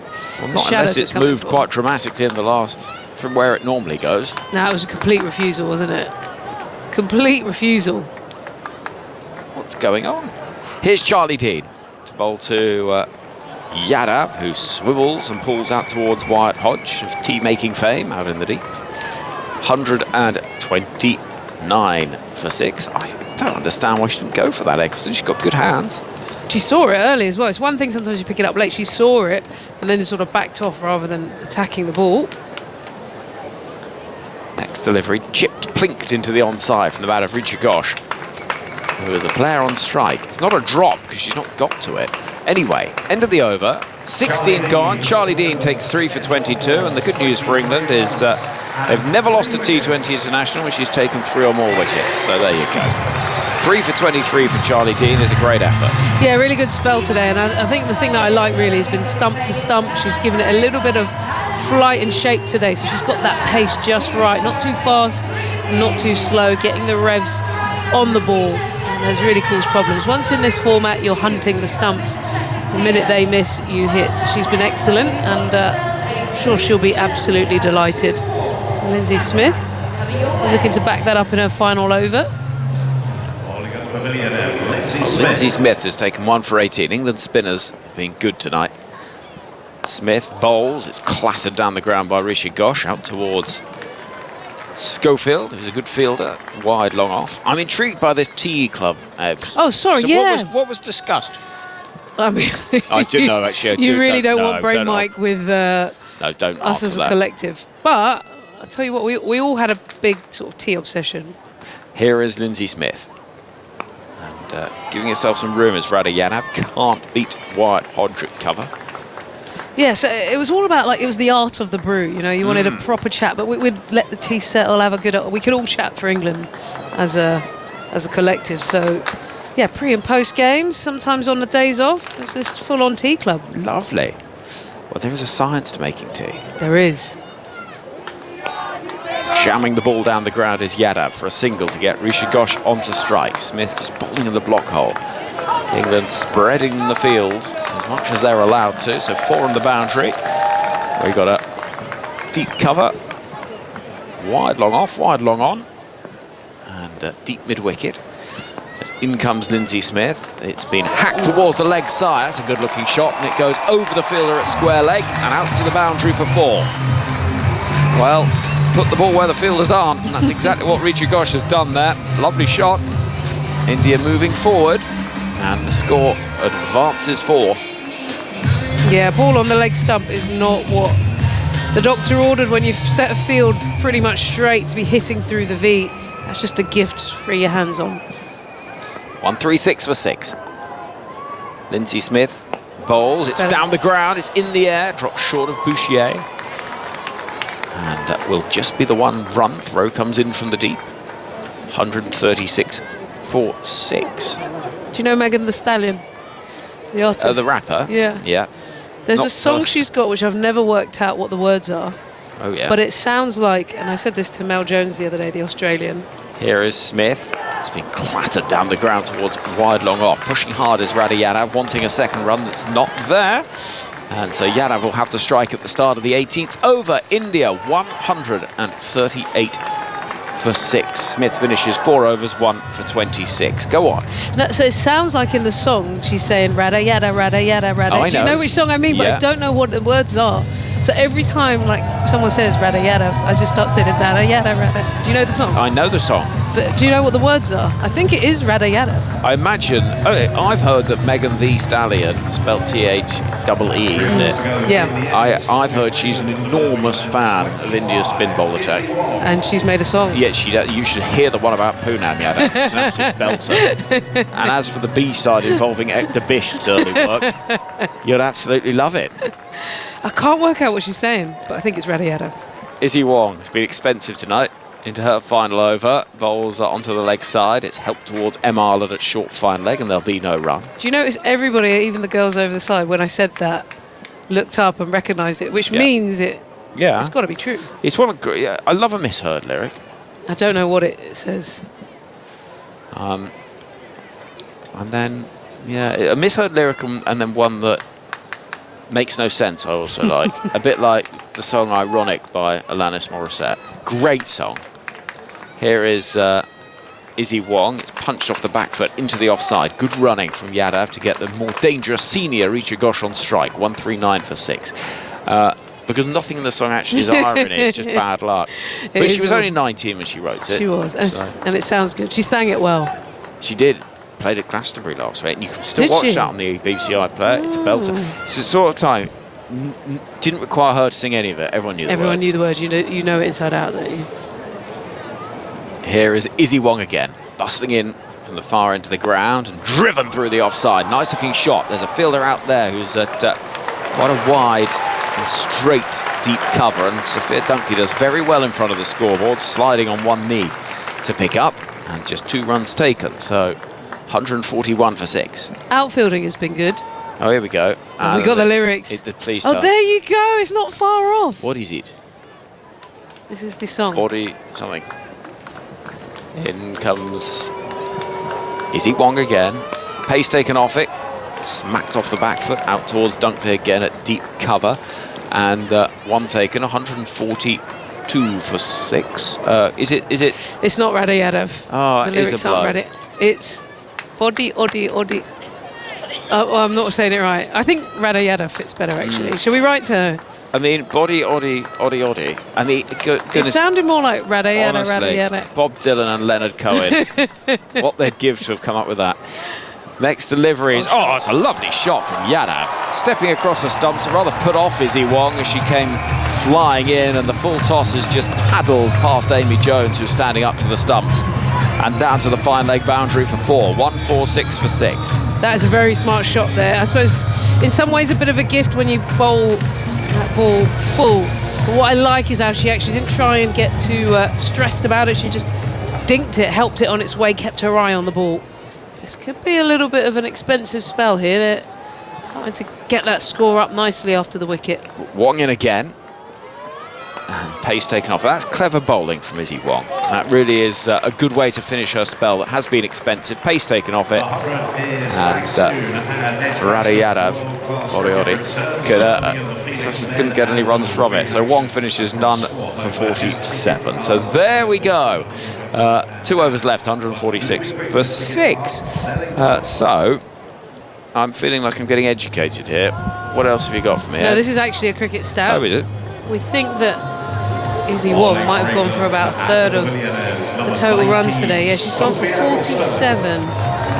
So she's gone for a high proportion, which is not ideal. Do you know what? I've watched her today and I thought she's tried the right deliveries. I like that she's tried the slower ball, tried the seam, but it's just sometimes not quite been executed. But it worked at the Oval, just hasn't quite worked today. Here is Sophie Eccleston, who's been good today with the ball. Could have done a little more trying to take that catch, but With the ball has been good. 3 overs, 1 for 20, and she's in. This is outside the off stump and dabbed very cleverly and neatly down towards short third, where Izzy Wong fields cleanly. 1 taken, 147 for 6. If they get to 160 here, 165. Yeah, you think that's good? Yeah, I'm a bit nervous actually. Okay. What do you think? Yeah, well, the platform they had looked like towards 180 was possible, but they have lost wickets. So this partnership of 21 off 17 has been very useful. Yadav waits, swinging the ball hard. Into the leg side it goes, out towards deep square leg for 1, and they'll come back for a second. Throw comes in. Decent throw, but it's a long distance from out in the Hollies stand or towards that way where the Baywatch Stars are waiting. As the score moves to the cusp of 150. 149 for 6. Eccleston will come over the wicket to bowl to Yadav, who's 11 from 10. Waits now and meets the ball on the full, driving past the diving Wyatt Hodge at cover. The ball goes out towards wide long off for 1. Schofield fields. It's 150 for India, 150 for 6, midway through the 19th over. And gets good cheer from the crowd, who are plentiful in numbers. We think around about 10,000 tickets sold. And lots of India fans here too. 150 for 6. Eccleston drops it too short, and it's helped round the corner, and she ends up in a heap, does Richa Ghosh, but it's a heap that has yielded 4 runs. It's a poor ball, that, from Sophie Eccleston, I have to say. 1 for 28, her figures now. She smiles and ruefully has a little conversation with the umpire. It was not one of her better balls, a little leg side-ish, and I don't know how Richa Ghosh has ended up there. She's been in the nets with Rishabh Pant, I think. He loves to play that sort of... It's like a kind of swivel pull, all sorts going on. 154 for 6. Ghosh is on to 24. She smacks that towards long on, up towards the fielder, and Maya Bouchier takes the catch. Sophie Eccleston gets a second wicket, Bouchier with the safe hands. And it was hit crisply and hit firmly, but it just did not have the elevation or the distance. Richa Ghosh goes, could be a pivotal moment, that. 24 from 15 balls. India 154 for 7 with 7 balls left of the innings. Yeah, well held under pressure. I think the outfielding's been outstanding today. She's taken a couple of really important catches. She's one of the quicker movers, that's why they put her in that position. But that could be the difference between actually a 180 or not here. You feel that Richa Ghosh, the way she bats, could actually push that score on to something really punchy, get near that 180 if she had more strikes. So maybe this is just going to stem the flow. Arundhati Reddy is going to come and join the action. Someone else who's showed some good hands in this series. She took some good catches at Old Trafford a couple of nights ago. And Eccleston's got 2 for 28, by the way, with 1 ball left of her spell. I wonder if the Baywatch Stars are singing the Baywatch theme. You know, Is that Hasselhoff? No, Jimmy Jameson. Next delivery from Eccleston almost bowls up. I'm not sure how it hasn't, actually.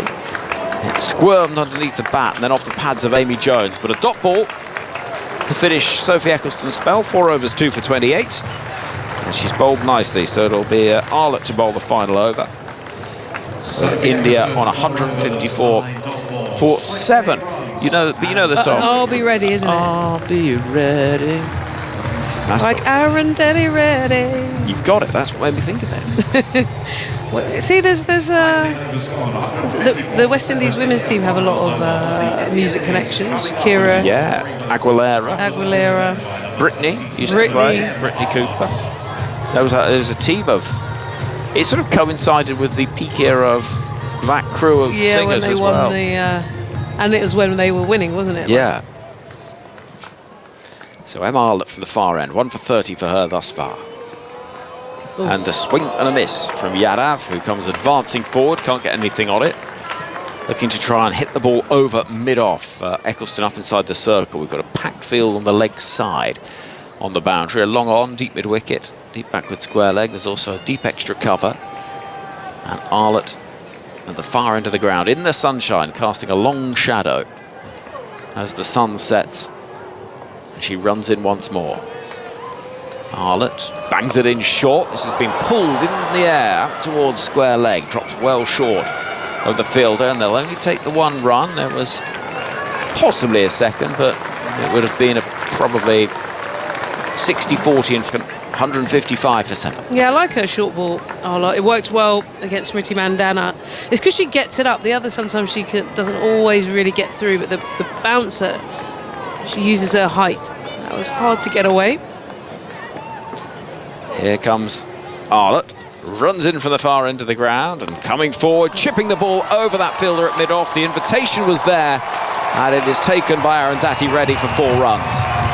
It's a good shot.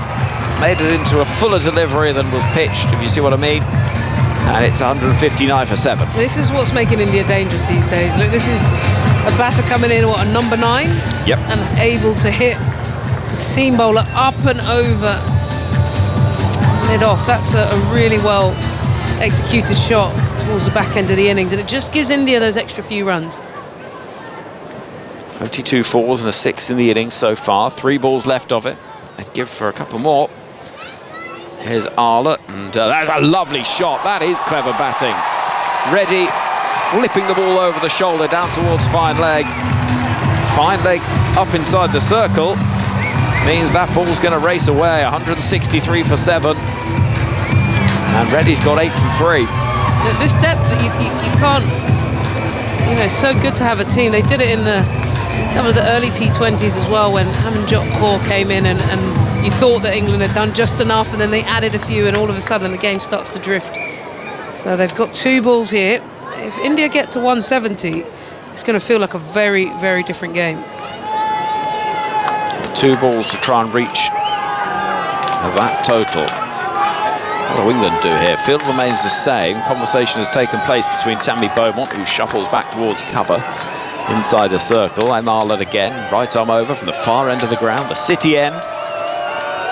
Bowls, very nearly played onto the stumps. One will throw at the non-striker's end, but Reddy runs through for a single. 1 ball left of the innings, and it's 163 for 7. She's upset with herself, Reddy. She smashed her bat into her pads. She knew if she would have just got a little bit more bat on that could have... Oh, no ball. Oh dear. It's a front foot no ball. And not by much. Well, a couple of inches actually. Yeah. Enough. It's overstretching, trying a little bit harder, but at this stage of the game, it's the last thing you want. So a free hit. I mean, everything's a free hit at this point. Field can change because the batters have changed. A long off will go out. And Arlott from the far end will be bowling to Radha Yadav. What have you seen? No, I'm just thinking I'd be going up and over that offside step away. That's exactly what she does. She managed to find the gap. Dunkley actually does pretty well in the end, because as the ball was bouncing quite awkwardly off some of those used pitches, she in the end just had to think, right, I can get anything behind it, and rather flopped onto it. It was quite effective. It worked. But good ball in the end, actually, knowing that you set a leg side field and she was going to try and take you offside. You just followed her a little bit, so didn't give her that room to open up the hands. Well bowled. 1 ball left of the innings. The gulls are hovering over Edgbaston. We see a replay of Sophia Dunkley's, let's be frank, slightly ungracious. Not ungracious, ungraceful is the word I'm looking for. Piece of fielding. Final ball of the innings then. 166 for 7, the India total as it stands. And this strikes the pads of Reddy. They'll run through for the leg bye. And the innings will conclude with the India score at 167 for 7. Could have been a few more, could have been a few less. It feels to me possibly just nudging above par, but not certainly out of the reach of an England side with more than enough batting firepower to chase it down. So 167 for 7. Ebony Rainford, Brent, your thoughts? Yeah, I feel that India will be thinking they may be 15 runs short, would have most probably wanted 185. Based on the wicket, based on how Shafali Verma got going on this surface. But they know that with England not in the best place at the moment, that they've got enough on that surface to cause problems if they bowl well. It is a decent batting track. And a few things really. I felt that the seam bowlers tried a lot of things today, and impressed from them trying. I just didn't think they quite got it executed. Charlie Dean in particular was really good with the way that she bowled, real stump to stump, good pace. But you have to give it to the youngster, Shafali Verma, today. She was tested a few times with that short ball, and she just kept coming, 75 or 41, and just shows that mindset if you get going. So yeah, Charlie Dean for me, the pick of the bowlers, 3 for 23. The seamers tried, but I think they're going to have to think about getting that execution right. I think certainly if you look at the bowling figures, the difference between the seam and the spin attack is a marked one, with Arlott going at 10.5 and over, Wong at 11.75.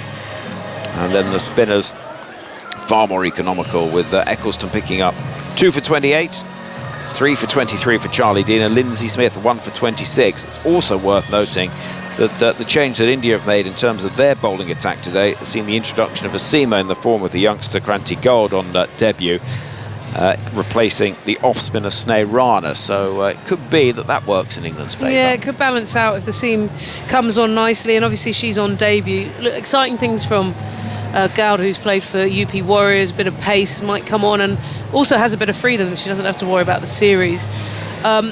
I think it's going to be more about execution. I felt things when it went well, for example, that wicket of Smriti Mandana, when you bang it in, it works. And that slower ball on this surface, because it sits up, you've just got to get it a little bit fuller. You can't afford to let it get too short and pop up. So I'm excited to see how the new youngster goes. But India, for me, just overall, I can see how they're a much improved team. Batting depth gets them out of holes now that before they would have crumbled to 140, 145. Now they're pushing that nearer 170. Interestingly, here's a good stat from Hypercourse. This is going to have to be England's highest successful chase on home soil. Oh, really? Previous best was 164 against Australia at the Oval in 2009. Claire Taylor, Beth Morgan. You got it.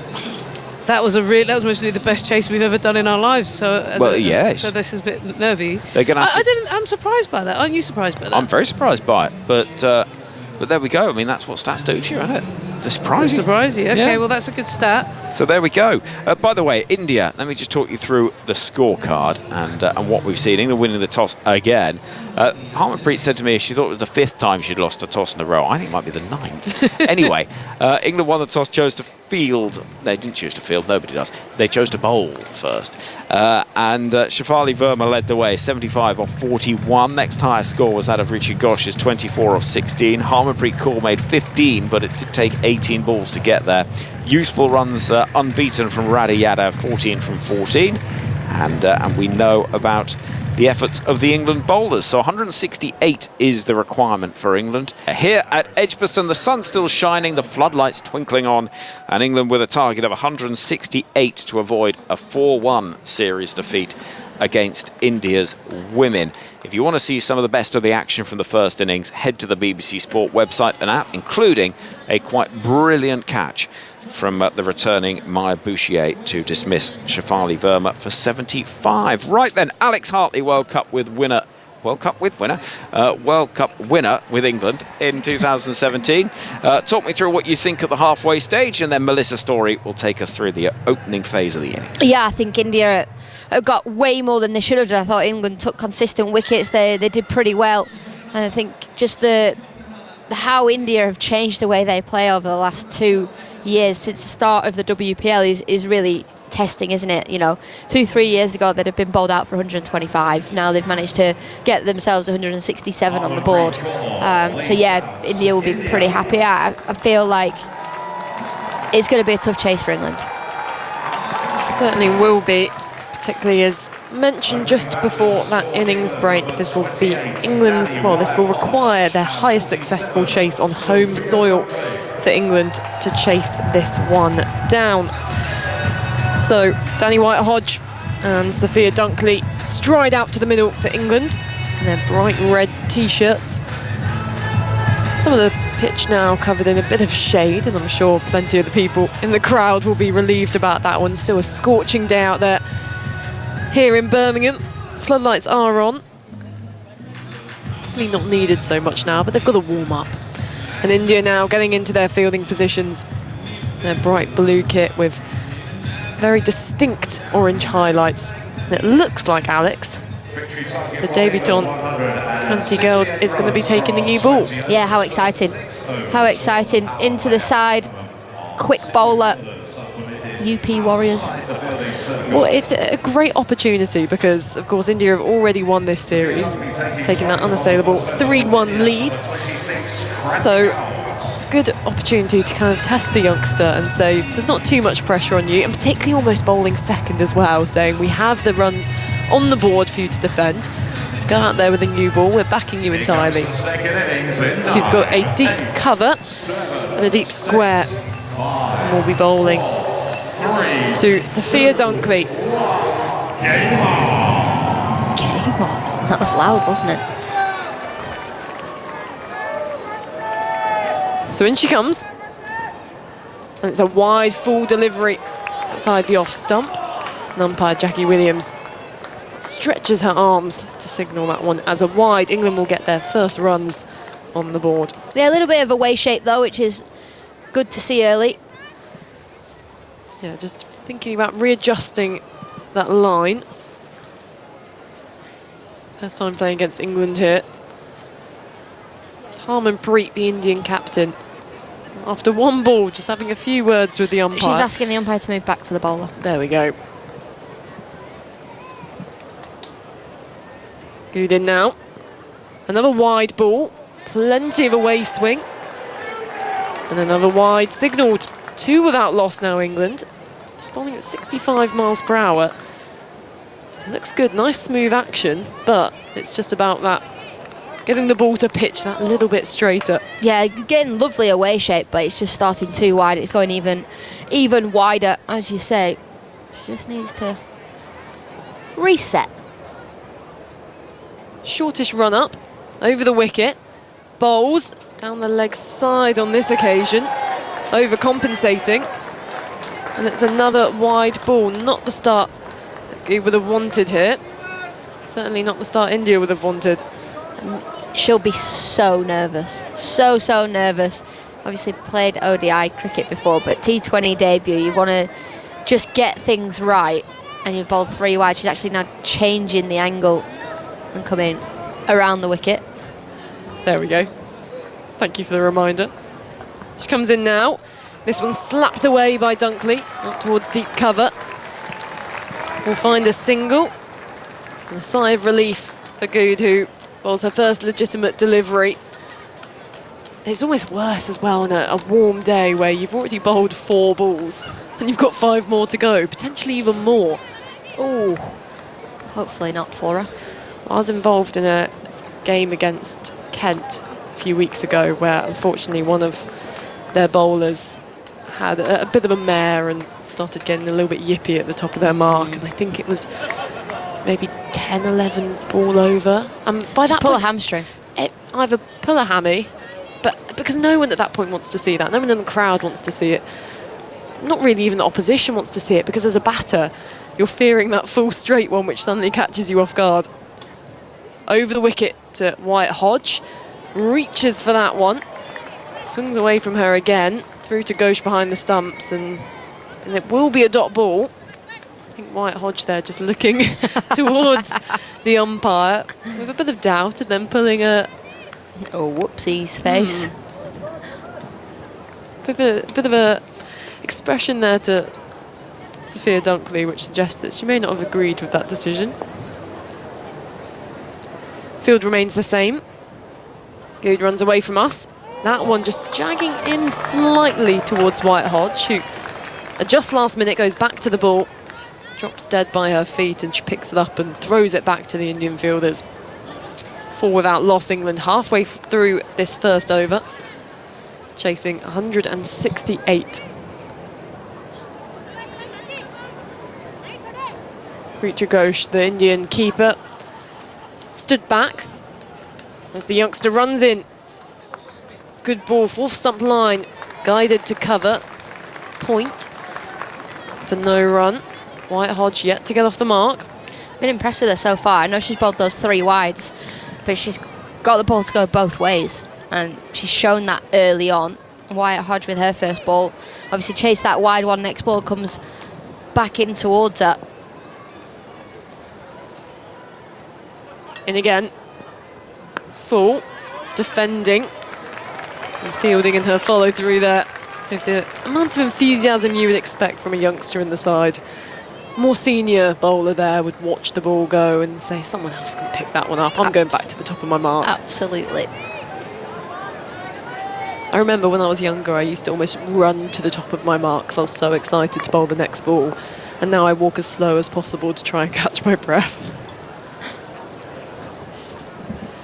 And she comes again, Good. This one, good length, dropped into the offside, scamper through for a quick single. And good from England's openers. After the first over, England 5 without loss. 163 further runs required. As we've come to see across this series, Deepti Sharma rushing in to take that second over. An over which has often produced a wicket, and it's really been spin. Yeah, as we've spoken about being England's curse this series. Yeah, and I love the fact Deepti Sharma bowls in the power play, but cricket's all about matchups these days, isn't it? What matchups work and which ones don't. I'd be bowling a left-arm spinner to Danny White-Hodge. Got out in the last game to left-arm spin as well. Well, they've got 2 left-arm spin options with Raleigh Yadav and Sri Sharani. Yeah, failed against the West Indies against left-arm spin. Deepti bowling with a long on. Fielder and deep mid-wicket. Gap at cover. One thing Deepti Sharma is pretty good at is not giving away too much width. Best figures of 4 for 10. Comes in now, sunglasses on from the city end, steps into the offside and pulls the ball straight to the fielder at square leg. And well... Square leg's thrown the ball at the keeper, straight into the sun, so it just hit the keeper. And Richa Ghosh there behind the stumps. I think having a bit of a word with the youngster, saying it was unnecessary, don't do that again. Sharma. This time swept over fine leg, away for 4 runs. White-Hodge. She's had a tough start to the international summer, but these last few games beginning to build up that confidence. And that, Alex, using the crease is a sign of a player who is feeling pretty good about themselves these last few games. Well, absolutely, and so she should. As we've mentioned a few times, she's played 300 times for England now. Had her family and friends there today. So good to see, but the fact that she's still able to go, right, okay, I'm going to take the risk. It's that risk reward, that fear of failure for her just isn't really a thing. Just the 5 runs in the last game, but 66 runs at the Oval. She sweeps again, this time burst through the hands of the fielder. So White-Hodge dropped on 5. Really should have been taken this series. We've seen plenty of drop catches. Sri Sharani on this occasion. And that dropped catch means England move to 13 without loss. That's awful. It's an awful drop, isn't it? It goes straight to short fine, and she just lets the ball burst through her hands. It nearly actually hits her on the peak of the cap. At least maybe if it hit the cap, there was always an off chance it could have popped back up and given her a second chance. It was struck firmly, but you've got to take those chances. White-Hodge can certainly make you pay with all her experience. Flatter ball. Dropped towards mid-on. Fielder charges in from the boundary. Will just be a single 14 without loss. White-Hodge on 10. Dunkley on 1. This series as well being a battle between the world number 2 side and world number 3 side. Oh, it's like put your teeth in. It's who's 2, who's 3. Well, that's the thing. I think there's going to be a little flipperoo. In comes Deepti, top edge. Goes over Ghosh. 2 fielders chasing after it. Doesn't quite have the pace to get towards the boundary. Sharani returns it to the keeper. And England come back for 2 runs, 16 without loss. I wonder, I'm intrigued to see how the ODI series go, 3 one-day internationals, because we might almost have a situation where if England come back fighting a bit more in the longer format, as Deepti over the wicket, onto the pads of Dunkley, clips it around the corner to short fine leg, takes on the slightly weaker arm of Sri Sharani, through for a single, 2 overs gone, 17 without loss. England 151 more runs required to win. Could be a scenario where England are kind of the number 3 T20 side India in second place, but then that reverses back in one-day internationals. But Yeah. we never know. I feel like going into the one days, England should be a more consistent and a better team.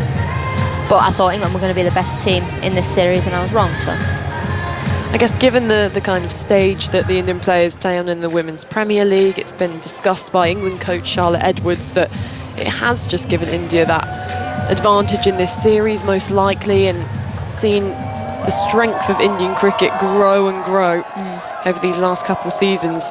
They have a strong domestic setup as well. So comes Good for a second over, strikes Dunkley on the thigh pad there. Ball goes into the offside, won't go through for a run. 17 without loss. They play multi-day domestic cricket in India as well, which isn't something we see too often in England and Wales. now I've with this bowler, I've got something. It's just a core memory about a film. I'm intrigued. Okay, this ball from Good. Fuller, clipped off the pads by Dunkley, losing her balance slightly. Finds the fielder at deep square. Score to 18 without loss. And you know how in the first innings, Ebbs was talking about Radhi Yadav. This bowler reminds me of a quote from a film that goes, "It's good, it's good." Good. I can't get it out of my head. I'm going to have to ask what film. I don't know. Okay. We'll find out. We'll do some research. Never thought I'd type it's good into Google. Swinging across the line is Wyatt Hodge. No protection out there towards the Hollies. 4 runs. England, well, they're making the most of this power play. 22 without loss. Bruce Almighty with Jim Carrey. There you go. There we go. Well, that wasn't so good from Good. Bit Fuller allowed Wyatt Hodge to open up the leg side and has prompted the change in the field now with cover coming up inside the ring. Deep square, fine leg back now. Well, we're going to have a shorter pitch delivery here from Good. It is. And squatting underneath it in almost perfect form there is Wyatt Hodge. Signal 1 for the over. I really do appreciate umpire Jackie Williams, and every movement she makes is entirely proper. For a wide ball, the arms will be stretched out in perfect form. That one for the over. It's not like she pointed to every fielder on the pitch, back to her shoulder and pointed, so that everyone knew that was 1 for the over. Yeah, you're not missing it, are you? She follows the rule book, or the law book, I should probably say. Sometimes Good. Back of the length. Run through for a quick single as the ball goes to point through at the non-striker's end. Wyatt Hodge safe in the end in the throw. Far away from the stumps. 23 without loss. 1 ball left in this third over. Much better over from Kranti Good. Yeah, so much better. I was just thinking, one thing these two do well is run between the wickets. They'd certainly do. Compared to the Indian opening partnership of Shafali Verma, Smriti Mandana. Going back on this occasion is Dunkley. Squeezes the ball to point, but won't find a run. So 3 gone, 23 without loss. And of course, any time these two sides play, both teams have aspirations of taking on Australia, the highest ranked team in the women's game. You almost have to be a bit ultra critical at times to think that even if a side puts in a good performance and wins the game, you got to think, would that have come up well against Australia when they're not running singles particularly as well, or making mistakes in the field as we've seen? Yeah. You can get away with it maybe in a series like this, although for England they haven't really been able to. But can you get away with it against Australia? Yeah, exactly. You can't really get away with anything against Australia because they're so clinical. They will make you pay. But then we also have this wonderful obsession with comparing everything to Australia, which I do think is justified more in the women's game because they sit so far at the top as compared to the men's game, where we just like obsessing on Ashes cycles because it's what we do. It's fun. Yeah. So Arundhati Reddy will take the 4th over from the City end. Bowling to Wyatt Hodge. She has a deep mid-wicket, deep square leg. Medium pace seamer. Gets it nice and full. And she does first ball, strikes her on the pad. Bit of bat involved there. You can hear it coming through the stump mic. You can just see Wyatt Hodge there Just saying, that's just shaped in back in towards me a little bit. She's not a great mover of the ball, but I think because she's so consistent with that fuller length and almost makes you want to take her on down the ground, swinging into the pads, clipped square of the wicket. And another throw to reach a gauche coming out of the sun. On this occasion, didn't almost wipe her out by throwing straight into the sun, but almost wiped out her knees by throwing it straight into her legs. So she hasn't been on the best terms of her fielders yet, the Indian wicket-keeper. You get some keepers who will start moaning very loudly until you get the throws into them better, but... Wicket-keepers are chirpy though, aren't they? Well, some are. I think wicket-keepers are getting less chirpy. Do you reckon? Yeah. It's a Gen Z thing, I reckon. Yorker. Dunkley, big lunge forwards. Keeps that one out. Halfway through the 4th over. Just the 1 run so far. What? I just don't know what a Gen Z is. Am I a Gen Z? I think you're an honorary Gen Z. Because you dress really cool. Well, duh. Obviously. But I'm too old for a Gen Z. Unfortunately so. Full in the slot and swung down the ground for 6 by Dunkley. Just 55 miles per hour, her eyes lit up with both fielders inside the ring. It wouldn't have even mattered if the fielder was on the boundary. England 30 without loss. Well, that's what you can do against Reddy. You know she's going to bowl full. You know she's always going to be in and around that area. And if you're brave enough to clear that front leg, take the game on, you will get the rewards. She's got such a nice swing of the bat as well. Always finish off the shot with a bit of a flourish. She goes again. This time over mid-on and 4 runs. Not quite the same elevation, but the right idea. Making the most of this power play where India can only have the 2 fielders out. With Arundhati Reddy bowling this fuller length, you do wonder almost whether she needs that fielder down the ground rather than at deep square, but then she does get that in-swing movement when she gets it right. Yeah, and she just bowled in the slot, that's all. Under a bit of pressure now, 10 off the last 2 balls. Better on the pads, flicked away. Misfield from the fielder, and Dunkley alert to it, runs back for the second. 36 without loss. And what started as a good over from Arundhati Reddy goes for 13. 36 then, England. That target of 168 means they only require 132 more runs. Do you know, after you just worked that out, it came up on the screen. I didn't work it out, but I'm glad the expression on my face made it look like I was working it out. That was me and my really bad eyesight squinting at the... I can't see that either. You know why? Because it's the font. Cricket has an issue with inaccessible fonts. Do you reckon? The 100 font, dreadful. Yeah, but the scorecard's hard to read. Scorecard's hard to read and the font doesn't work. Here at Edgbaston, they almost have quite a primary school-esque font on the scoreboard. See, I think that's quite clear. I think the 3 and the 2, unless I need to go book an eye appointment. I can't see the 132, but I can see everything else. Yeah, which is kind of quite the crucial bit of information to know the runs required to win. Maybe if I've got worse eyesight, I can be an honorary millennial. Is that what I am? You are, yes. I kind of want to be a Gen Z, I think. As I say, I think if you kind of showed up on a university campus, you'd fit in absolutely fine. Not getting You arrested. look quite young. Well, depends what you do. Sri Sharani, left arm spin, is swept past a diving fielder at square leg, who kind of bridges over the ball. It slowly trickles towards the boundary cushion, teasing the fielder. And while she didn't get all of that one, Wyatt Hodge, when you're in the power play, you've just got to beat that inner ring. England 40 without loss.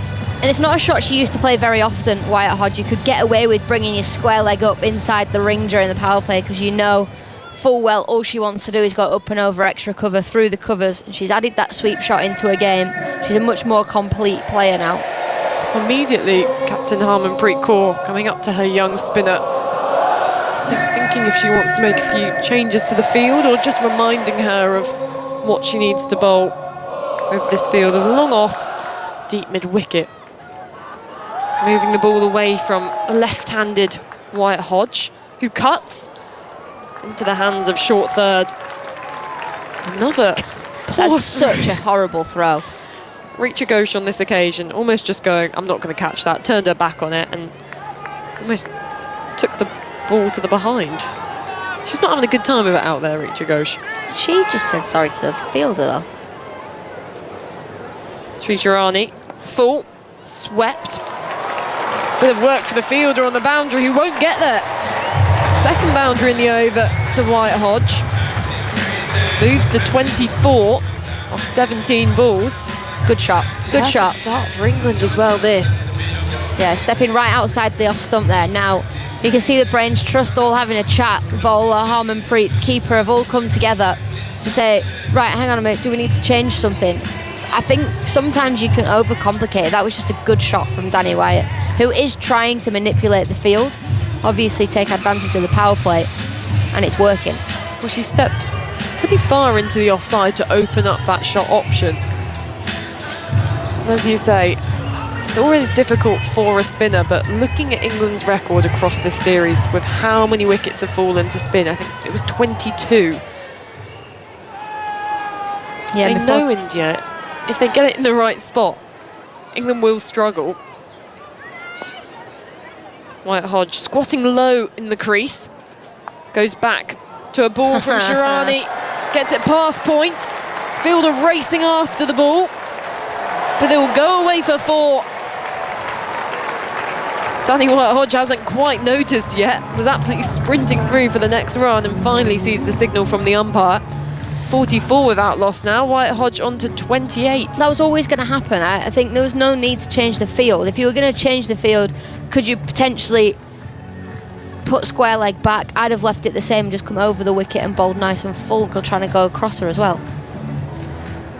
From a left arm spin perspective, having that fielder at long off and deep mid wicket, where would you be looking to get the ball? So if everyone's different. So you actually want to be bowling at the stumps because you want to be full at the stumps, get hit down the ground. For Wyatt Hodge, I'd potentially come over and just try and push the ball across and get her to sweep, and then it'll bring in the top edge. She comes through in front of the umpire outside the off stump, goes back, dabs the ball into the ground, into a vacant third region. Allows her through for a single, moves to 29. The score 49 without loss, with 1 ball left in this 5th over. Sri Sharani here, who's the leading wicket taker in this T20 series with 10, averaging just 11.3. Plenty of Indian support in the crowd today, and a bit of fun being had, I think, in the Holly stand. It sounds like a Mexican wave, I'm going to say it now. There's staggered cheers from different directions. Reverse sweep on the bounce to the fielder. At backward point will be a dot ball. And after 5 overs, England 49 without loss. 119 more runs required. How do India find a wicket here at its Hartley? For the next 5 overs, it'll be Henry Moran. Yeah, perfect start for England. The run rate required has now come down just below 8 runs and over. They needed a good start, and they've had a good start. I think from an Indian perspective, they know England have got a weakness against spin. I'm not quite sure the spin can't speak. How's that going for you, Al? Yeah, real well today, thank you, Henry. The spinners haven't quite executed their plans. That's what I was trying to say. Yes. And they're also 1 spinner lighter than they've been in other matches, which will make a difference, inevitably. So we're going to see Deepti Sharma. She's not playing in the 100 this year. No, there's no Indians in the 100 this year. Oh, there you go. As they prepare for a home World Cup, which you'll be able to hear in its entirety with the BBC. On the BBC Sport website and that. BBC Sounds. Oh yeah, that one. All over the shop. Won't miss a thing. Deepti Sharma with her off spin from the far end of the ground, the city end, and the city of Birmingham is looking resplendent in the late evening sunshine. Coming up to 20 to 9. Past the hump of the longest day. Oh. Deepti Sharma bowls to White Hodge, swivelling, pulling the ball out towards deep mid-wicket, where Radha Yadav will field. And there's the 50 for England early on in the 6th over. 50 without loss. Dunkley is on 17. White Hodge is on 30 in her 300th international. I love the fact that instead of 50 partnership, instead of a little tap of the gloves, Danny White-Hodge just puts her thumbs up to dunks. Well, 300 games now, she can't quite be bothered. Not my first 50 partnership, love.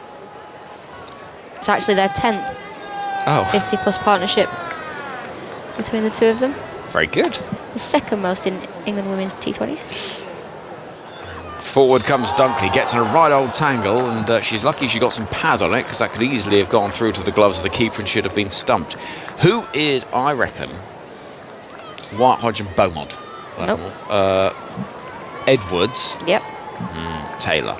Yes. There you go.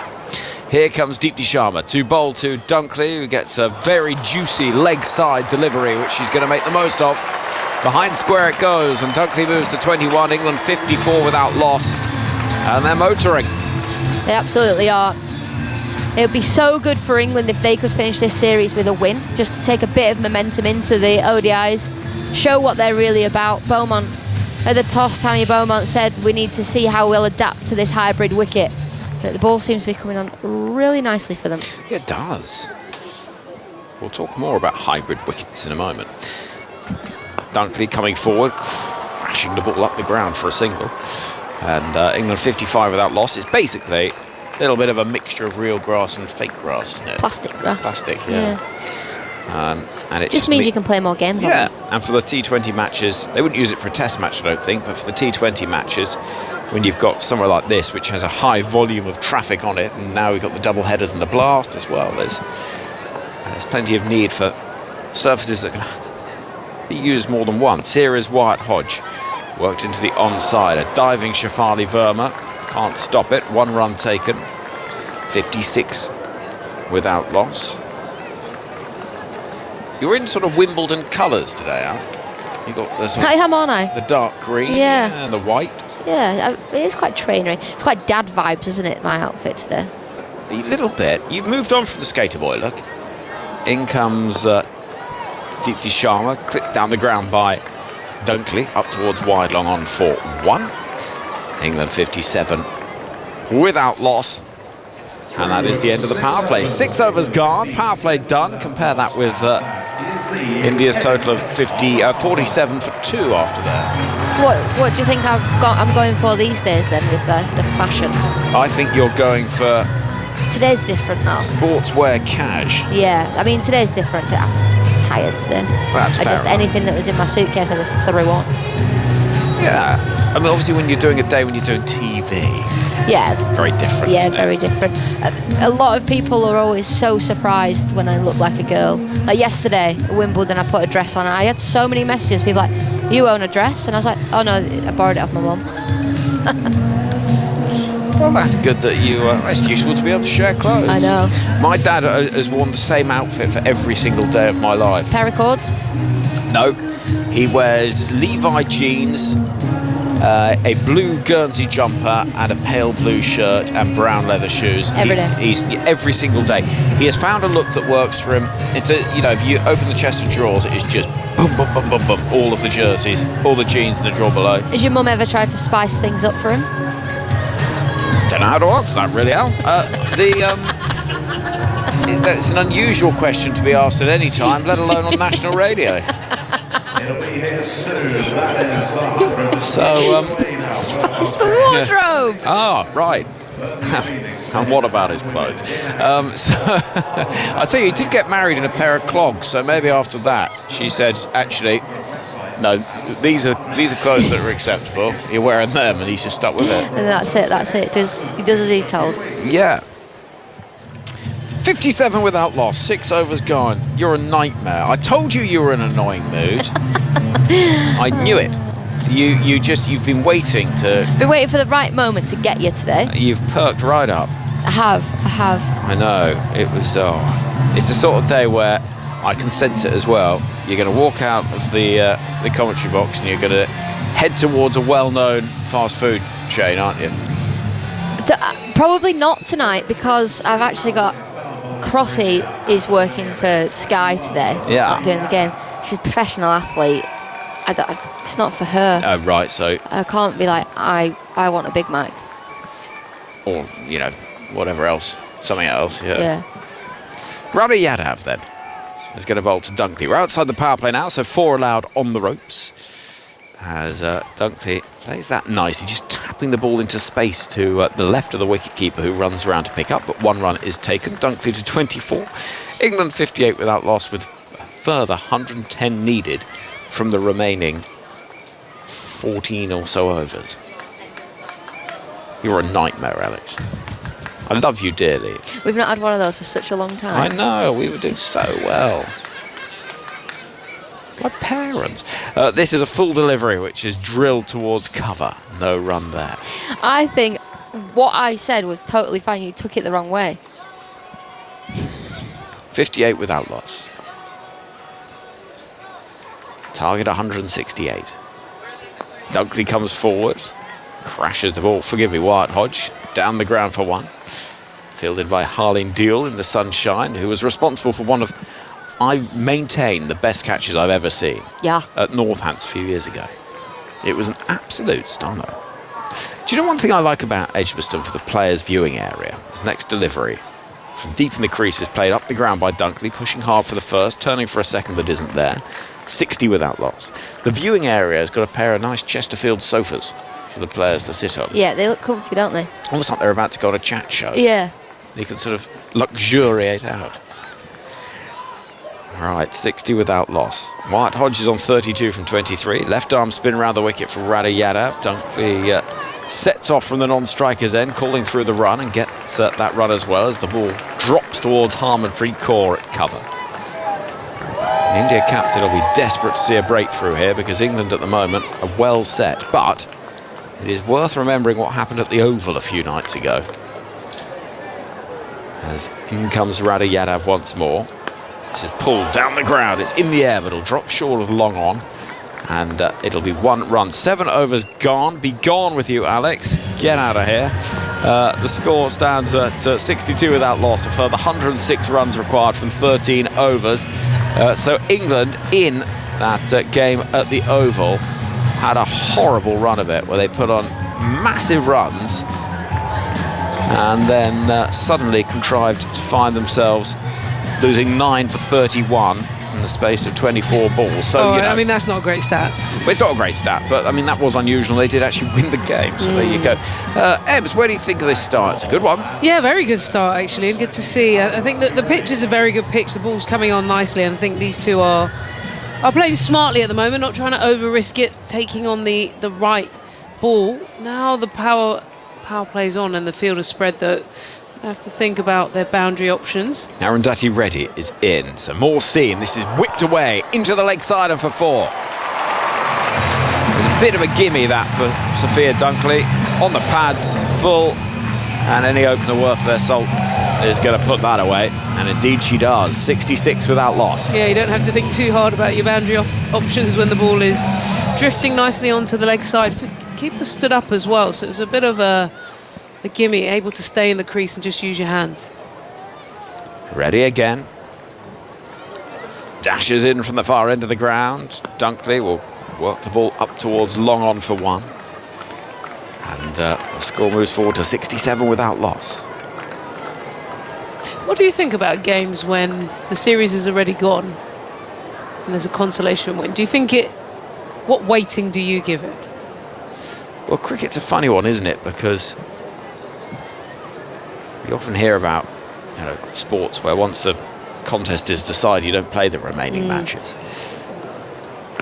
Danny Wyatt Hodge chips the ball over the infield. It's going to drop short of the boundary at deep extra cover. 3 fielders converge upon it. 2 runs are taken. It was a little plink, really, as much as anything, over the head of those fielders inside the circle.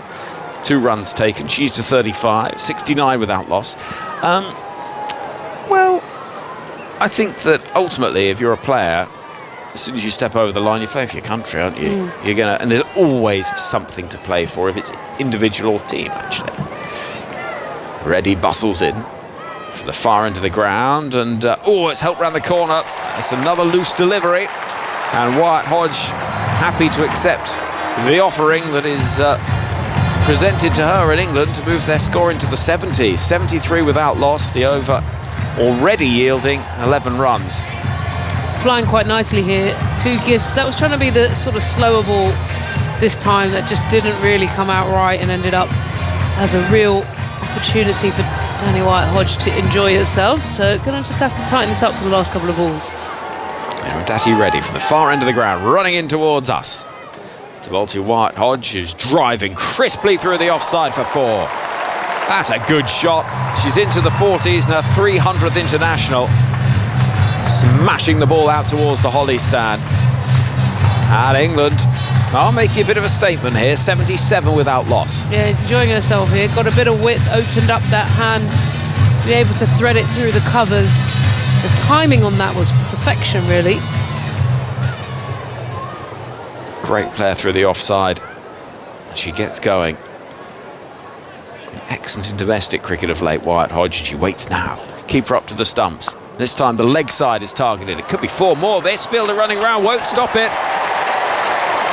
A fine over for England with 19 coming from it. And White-Hodge moves to 47. England 81 without loss.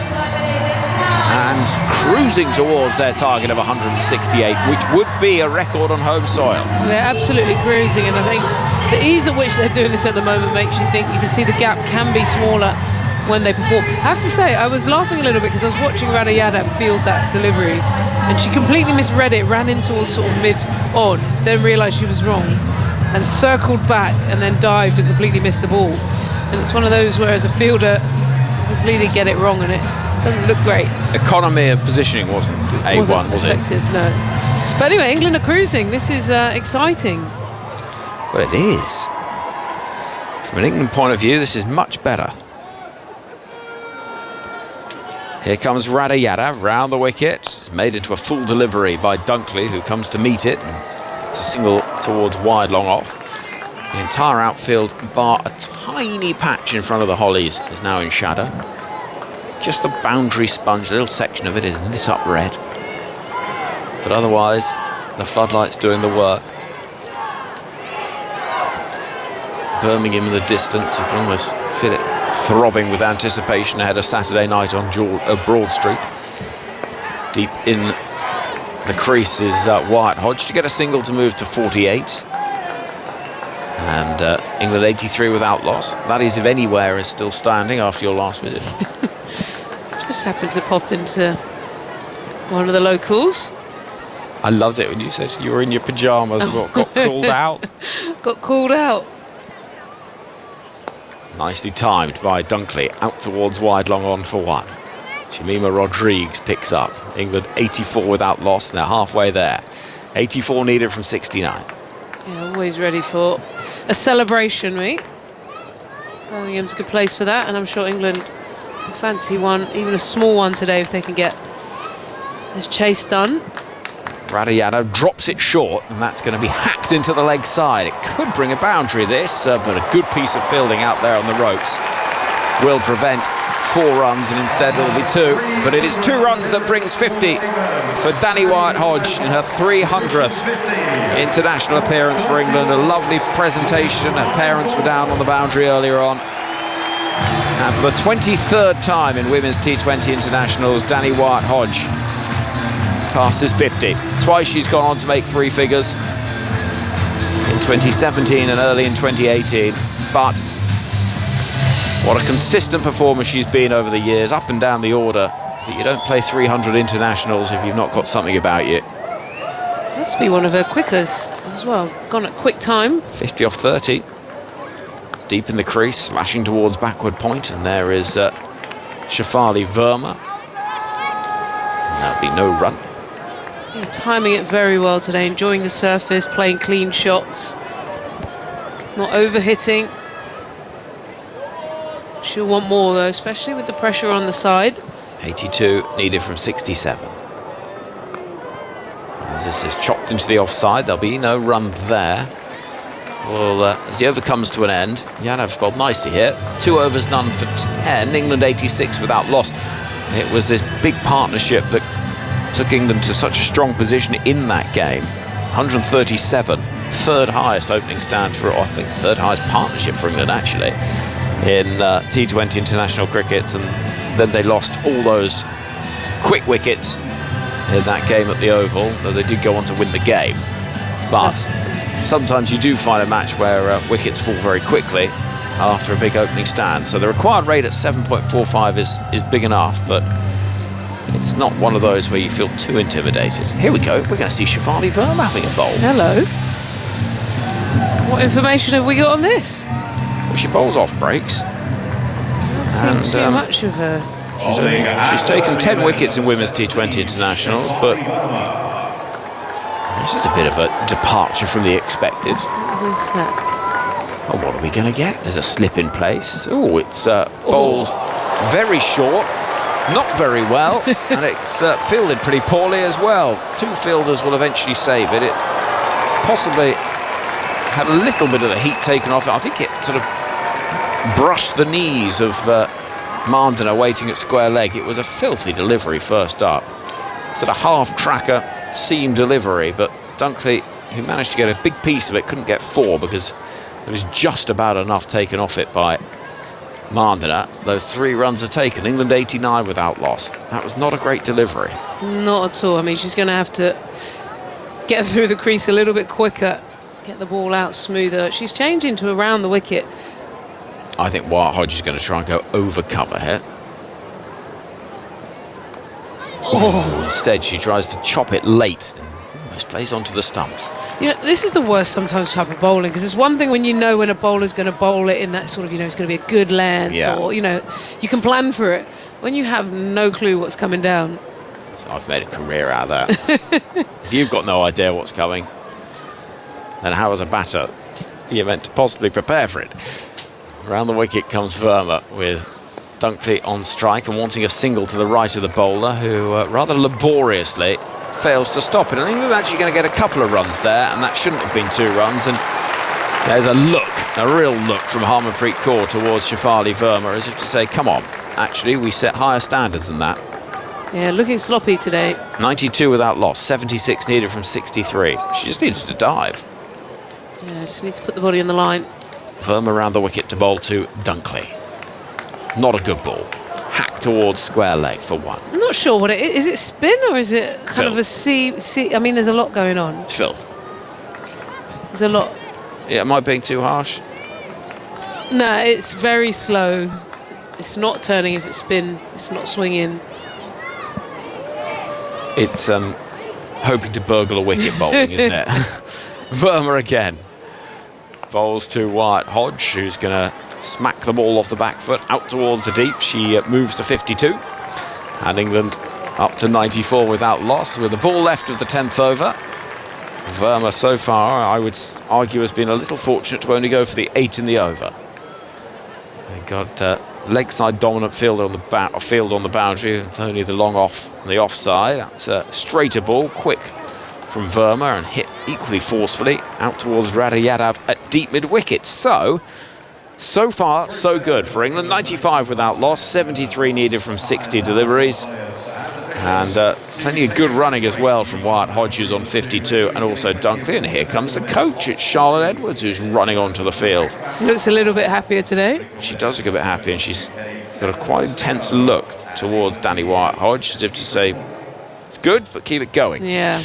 Right, I'm going to get out of the way as drinks are taken, because Melissa Story is standing by to take up commentary. Ebbs, I want to know what you've made of what we've seen from England, going at 9.5 and over. The required rate is 7.3. They're 95 without loss, chasing 168. Yeah, look, they're going very nicely, to be honest. It is a very good surface. Both Dunkley and Wyatt Hodge are timing and seeing the ball very well, playing smart shots. And India just look a bit lacklustre today. They haven't been able to apply consistent pressure with the ball. What it does do, even if England go on to win this and they don't win the series, it does give confidence. I think going into a series when you've had a poor time or tough time, they'll want to get this job done, but if they get it done, it will give them just that boost going in, saying, look, we can beat them, we can outplay them when we need to. Certainly it will. And stat here from Hypercourse, as the players take drinks out in the middle, is that Danny Wyatt Hodge has made the second most 50s off 30 balls or fewer in women's T20s. I had to go through that slowly because it took me 5 times to work out. I think I've got it, but go again. So Danny Wyatt Hodge has made the second most, so she's in second place, for 50s off 30 balls or fewer. Yeah. Who do you think's in first place? Deandra Dottin. No, she's playing this game. Who? Smriti Mandana. Oh, wow. Really? Mandana's got that higher strike rate, She's got 9, and Danny White-Hodge has got 6. Wow. 50s at 30 balls or fewer. I didn't realise Mandana's strike rate is that good. I know because maybe it's because I think of her as a traditional player. I know that she's scoring all the time, but you don't think I always think of hacker, it sounds bad, but when you think of a 20 ball 50, you think of a hacker. Or you think of the kind of Grace Harris. Yeah. Who's come in and just muscled it to the boundary. Yeah. But actually, I guess having the advantage of batting in the power play, both of them. Yeah. Even if you are just playing that beautiful check drive, you might get a 4 for it compared to someone coming in at number 5 who drives the ball and goes, there's Straight a to the fielder fielder. at deep cover. Yeah. That's why I blame my poor average on. Is that the Field cause? spreading, yeah. I've heard other things on the circuit, but I'm only joking. I've heard only good things. I got a wonderful golden duck the other day. Did you? How do you describe wonderful? Completely heartbreaking and demoralising. So in comes Radha Yadav on the stumps, and Dunkley works it into the onside. Yadav chasing after the ball as England come back for the second. Throw into Ghosh on the half volley. England back comfortably, 95 without loss. You can catch up with all the highlights and review from the third day at Lord's between England's men and India with the Test Match Special podcast, which is now live. So you can get all the reaction there, including reaction from Indian opener KL Rahul. There was drama at the end. Oh, yeah. I was just watching the final over back. I think it's worth listening to that pod. Yadav is paddled, ramped almost over the shoulder by Dunkley. Delicately, so it won't be a boundary. Picks up 2.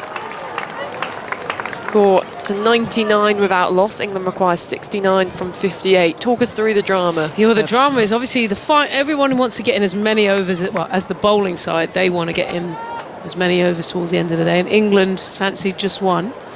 And so it was a few games going on, gardening, potentially hand injuries. Yadav, as Dunkley replicates the same shot, just going down on one knee, dabbling it over her shoulder. Same result, 2 runs, hit the 100 up for England. 101 without loss, just 67 runs required now. So a bit of a Cardiff 2009 for England. Yeah, there was a bit of that going on, but it kicked off. I mean, everyone was having a word. So, yeah. I've seen a few pictures of Zach Crawley pointing very angrily. And very tall. Gill getting involved in the drama as well. So you can tune in to day 4 from Lord's from 10:30 tomorrow morning. Yadav in bowls Dunkley on 46, just shy of a half century. Radha Yadav down on one knee as India finally get the first breakthrough. Feels a bit too late here, Ebony, but still something they can rally around as the team and finally break this fantastic opening stand. It was a beautiful ball. I'm not quite sure where Dunkley went on this one. It's like her head fell over and then she was playing, but she wasn't really clear on. Normally she's punching down the ground, so it might be just a slight lack of concentration. It was a good ball in terms of targeting the stumps on a good length. And on paper, you would think England are more than comfortable. It's just the oval game leaves you nervous, doesn't it? Well, exactly, because in that game, India were in a position where they should have absolutely walked to victory, and yet England flipped it on its head with some fantastic bowling at the death. Of course, a different scenario here with England chasing. Just another word on that shot from Sophia Dunkley. It almost looked as if she was looking to use her feet, kind of flick it off the pads, because by the time the ball made contact with the stumps, her head was at a 90-degree angle facing towards square leg. And you could just see immediately, as a batter, you know sometimes what you did wrong. Yeah. Just going, right, I don't need to go back to the changing room and watch that one again and again and again. Don't worry, someone will tell you. You know, and your coach knows, and everybody knows, and it's just like, all right, lesson learned. Well, anyway, Maya Boucher's to the crease. Good opportunity for her. Back into the side today with Alice Capsey coming out of that middle order. And the Hampshire batter back in to the England side. She lunges forwards her first ball, defending back to Radha Yadav for no run. So this equation, 9.9 times out of 10. Can you say that? 9.9 times. Anyway, you get my point. As in comes Boucher. Or Yadav to Boucher. Works it down towards long on. Gets off the mark. 66 more runs required as Yadav finishes her third over. Figures of 1 for 17 so far, 102 for 1 England. Yeah, 9.9 times out of 10 you would say 66 from 54 with 9 wickets in hand is a simple win, and you would expect England to get over the line comfortably here. And it's important that they do that, actually, just get that little wobble out their head from the oval. Just think about applying themselves. Good chance for Maya Boucher to get across the line. I'm sure Dunkley would have wanted that 50, but so be it. Lose 1 or 2 more, but no worries or wobbles. For the fun image of Sophie Eccleston with her feet up in the changing room, hat on backwards. Sunny's on. Big sunnies on. Big smile on her face, and the complete contrast with Charlotte Edwards, who, even though her team are in a good position, still looks somewhat, not nervous, but fixated on the game. She's living it.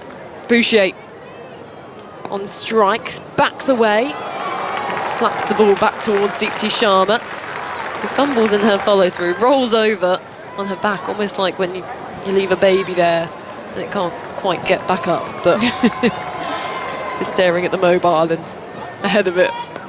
Slog sweeping airily on the bounce to the fielder, who does well. Rather Yadav to watch the spin as that ball landed. Will just be the one. 65 off 52 balls. It looked like she was having a bite to eat out there on the boundary. Rather Yadav fielded that ball with her mouth. Always a bit of a dangerous one. Always gotta be on it. Nice shot from Boucher. Good to see her hands getting through the ball, so not trying to get too cramped up early on. Deepti Sharma into Wyatt Hodge, drags this one down the ground and goes past Arundhati Reddy. Looked like she was caught between 2 minds of whether to go for the catch or just sit back and field it, and in the end misfielded. Fortunately, from an Indian point of view, didn't go away for 4 runs, and Wyatt Hodge returns for 2, 105 for 1, 63 more runs required. Deepti into Wyatt Hodge, slog sweeping again in the air. 2 fielders converge as England come back for a second. Perfectly picking out the gaps here is Wyatt Hodge. 61 required from 50 balls. I can see the thinking here from Wyatt. She's wanting to get this done. The only issue is the last couple, she just clothed them slightly and actually got away with being caught by Reddy and not too far off on the leg side. So just want to make sure she gets her placement right with these bigger shots. Around the wicket. And just a warning to Maya Boucher, who hasn't been in the England side yet this series, so it was about time she had a bit of a warning stay in her crease, and for the first time, I'd say, this series, boos from the crowd. Boucher stays in her crease as Wyatt goes down the ground. This should be taken at mid-wicket, and is. Jemima Rodrigues launches the ball up into the air in celebration, and Wyatt Hodge, losing her shape again, will go for 56. India take their 2nd wicket. England 107 for 2, require a further 61 runs to win. Both openers gone now, Ebony. Could this just be the start of a turning point? You could just see that coming, really, couldn't you? And I think that's the frustration with something like that. She's so well set. She's just got a half-century. And the first one she's clothed down and got away with to Arundhati Reddy down the ground. The second one she cloths out into the leg side. And you're just thinking, all right, just settle down and give yourself a chance. And she goes again, and it's more just, you know, it's great to get the 50. And I think she's done a fabulous job doing that, and well-deserved applause.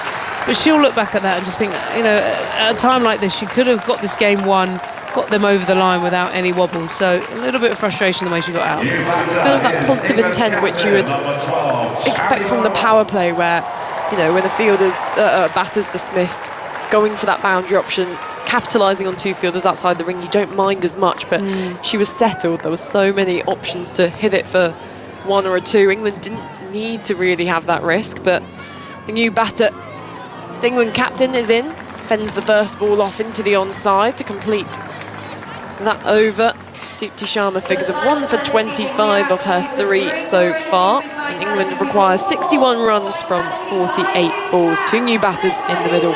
So if I'm Harmanpreet Kaur right now, all I'm thinking is spin, spin, spin.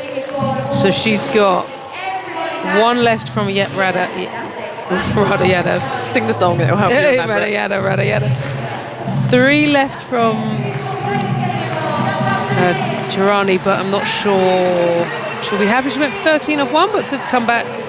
And then just that one left from Sharma. So not enough to get her deep in the game, but get a spin on. Well, Radha Yadav is going to complete her spell, bowling to Boucher, flicks it off the pads and finds the fielder short mid-wicket for no run. I guess she's almost going in for the attack here, Harmanpreet Kaur, knowing they almost need to bowl out some of their spinners early just to see if they can get that breakthrough coming down the pitch as Boucher chips the ball up, but wide of Yadav, down towards long off for a boundary. For a single. Not with a fun boundary. 108 for 2. 60 runs now for England. And 2 new batters at the crease. Just saw a little bit of grip there from Yadav. Just want things to settle from a English fan's perspective. Yadav bowls now to Beaumont, who goes down on 1 knee, looking to paddle the ball over her left shoulder. And there was a shout for leg before. You could hear it from the crowd there, the reaction and the deep sigh of relief there from Beaumont that she escaped this one. It did hit outside the line in the end. But a risky shot to play your second ball. This time uses her feet, drives past a diving Yadav for a single. 59 required. I guess for England, there's that fear of not wanting to leave it until a bit too late. Yeah, they've got to keep scoring. I think it's just making sure you just choose shots that are not going to get you in a hole. But there's just 2 balls left here from Yadav. Sweeping, but down the ground, and the fielder at long on, not going for the catch. Harleen Diol down there. Got a glare from Radha Yadav. Just the single in the end. Boucher's played that shot a few times. Has been up in the air. A risky option. 58 runs required. Yadav to Beaumont. Plays that one late, guiding the ball towards point. And won't find a run. So Yadav finishes with figures of 1 for 20 off her 4. A few occasions today, Abs, where fielders down the ground just haven't quite gone for those catches. And of course, it's a difficult thing to do, to almost not only time a dive forwards, but get into that mental headspace where you do launch yourself towards a ball, often coming at you quite flat and hard. But how as a fielder do you kind of get into that mindset to go for those catches? Yeah, you have to just back yourself. You have to go. The minute there's a bit of doubt, you know, you're backing off. And I've been there, because in your mind you're thinking, you're throwing your hands and ultimately your face right at the ball, and you know if it misbounces, that could be a front teeth rearrangement job. So it has to be done where you commit, and you kind of have to see it coming right off the bat and make a decision early. The minute you're in doubt, you're going to get yourself in trouble. Well, more spin. So Sri Sharani, after her first over was expensive in the power play, changes end from the city end. Boucher goes down the ground, not with enough timing to beat Arundhati Reddy, but it will bring England 2 runs. 112 for 2, 56 runs required. Boucher, who scored 100 against India in the Women's Development 11 back in June at Beckenham. 35 in her second innings against India, so it's probably already got a bit of practice against this bowling lineup. Faces up to Sharani, sweeps out towards deep mid-wicket and evading the fielder. She's played that shot on a few occasions. It has been aerial, but you can see what she's trying to do with those gaps on the leg side. England require 52 from 40 balls as Boucher moves to 10. I prefer that shot. It's a little bit flatter, so it means that you could see she was trying to pick that gap between mid-on and sort of deep cow corner.